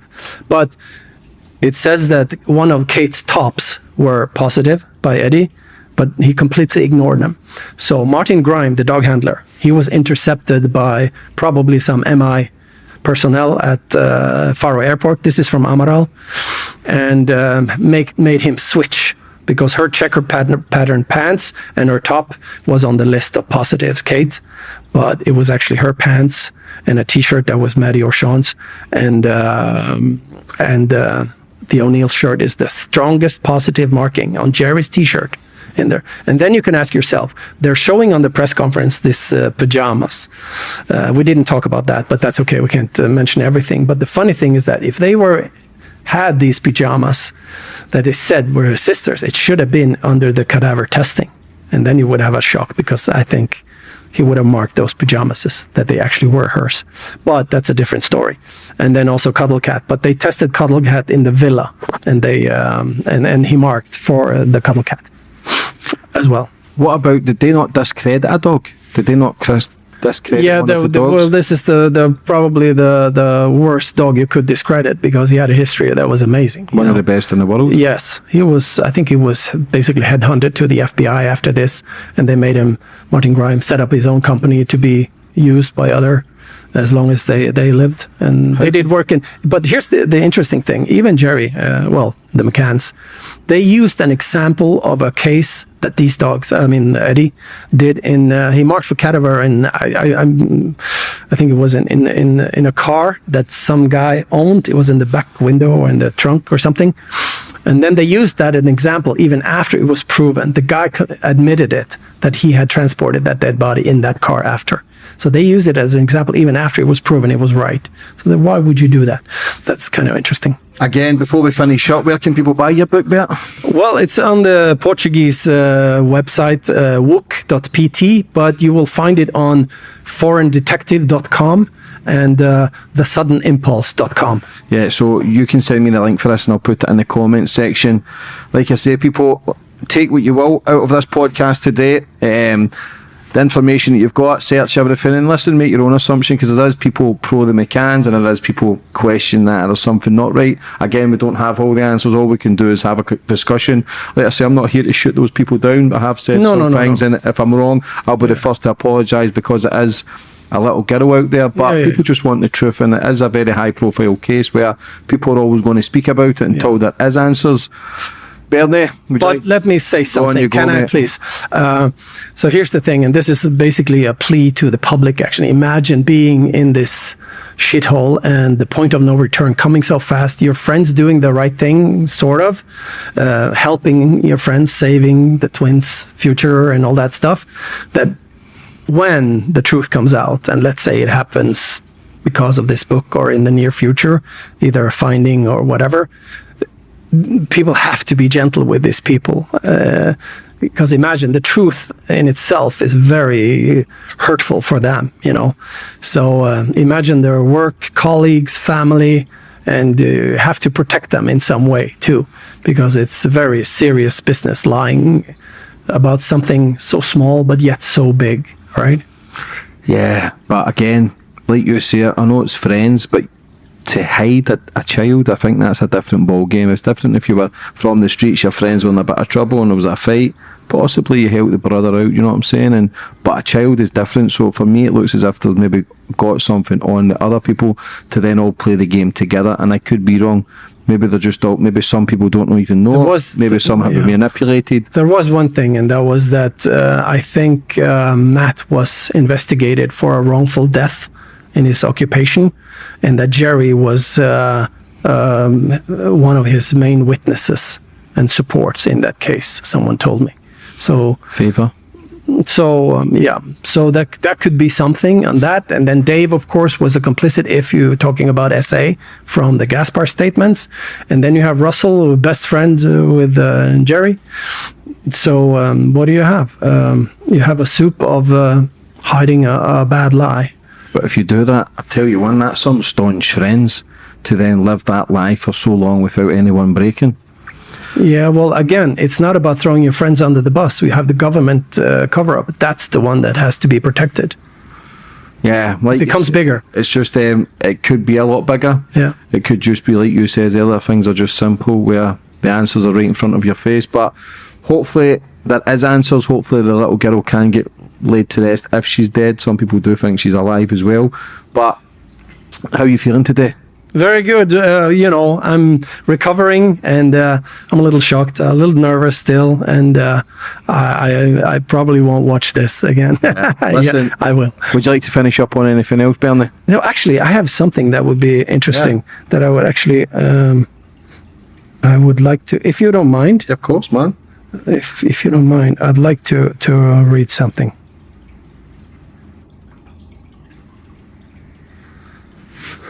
Yeah. This is, of course, only a theory. I have laid out in the book all the evidence on which I have based it.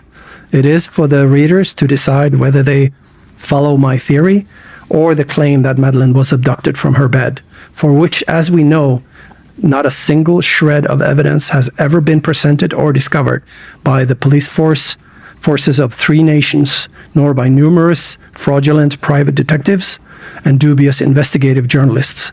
Let me repeat that. There is not and has never been a shred of evidence of abduction. Here I present 850 pages of evidence of something else. If Kate and Jerry are watching this podcast, what would you say to them? Well, that's awkward, right? Yeah. But people don't like that I have sympathy for Kate, but I have a very good ability in getting into other people's shoes and psychological situation at a time very far back in time. And I think that Kate has been under more pressure than we can imagine. And I think she will get the book deal of a lifetime when this is over and they've lost everything. She will stand as a winner if she takes the step and acknowledges the truth. Jerry will do anything to let this go away. He would take away me easily. He could try, though.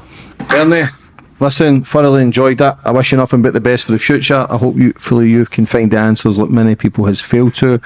But like I say, it's a very interesting topic. Hopefully we can get you back on and we've got some good news. Hopefully we can lay a little girl to rest and puts a lot of the speculation to bed. That's the big dream. And the big dream as well. You hope she's alive and well. But again, with the information that you've got, it doesn't seem so, which is sad. But like I say, brother, it's it's a messy one, but hopefully the answers come out in the end. So listen, I wish you all the best for the future. Stay safe and good luck. Thank you, sir. Cheers, Thank bro. you.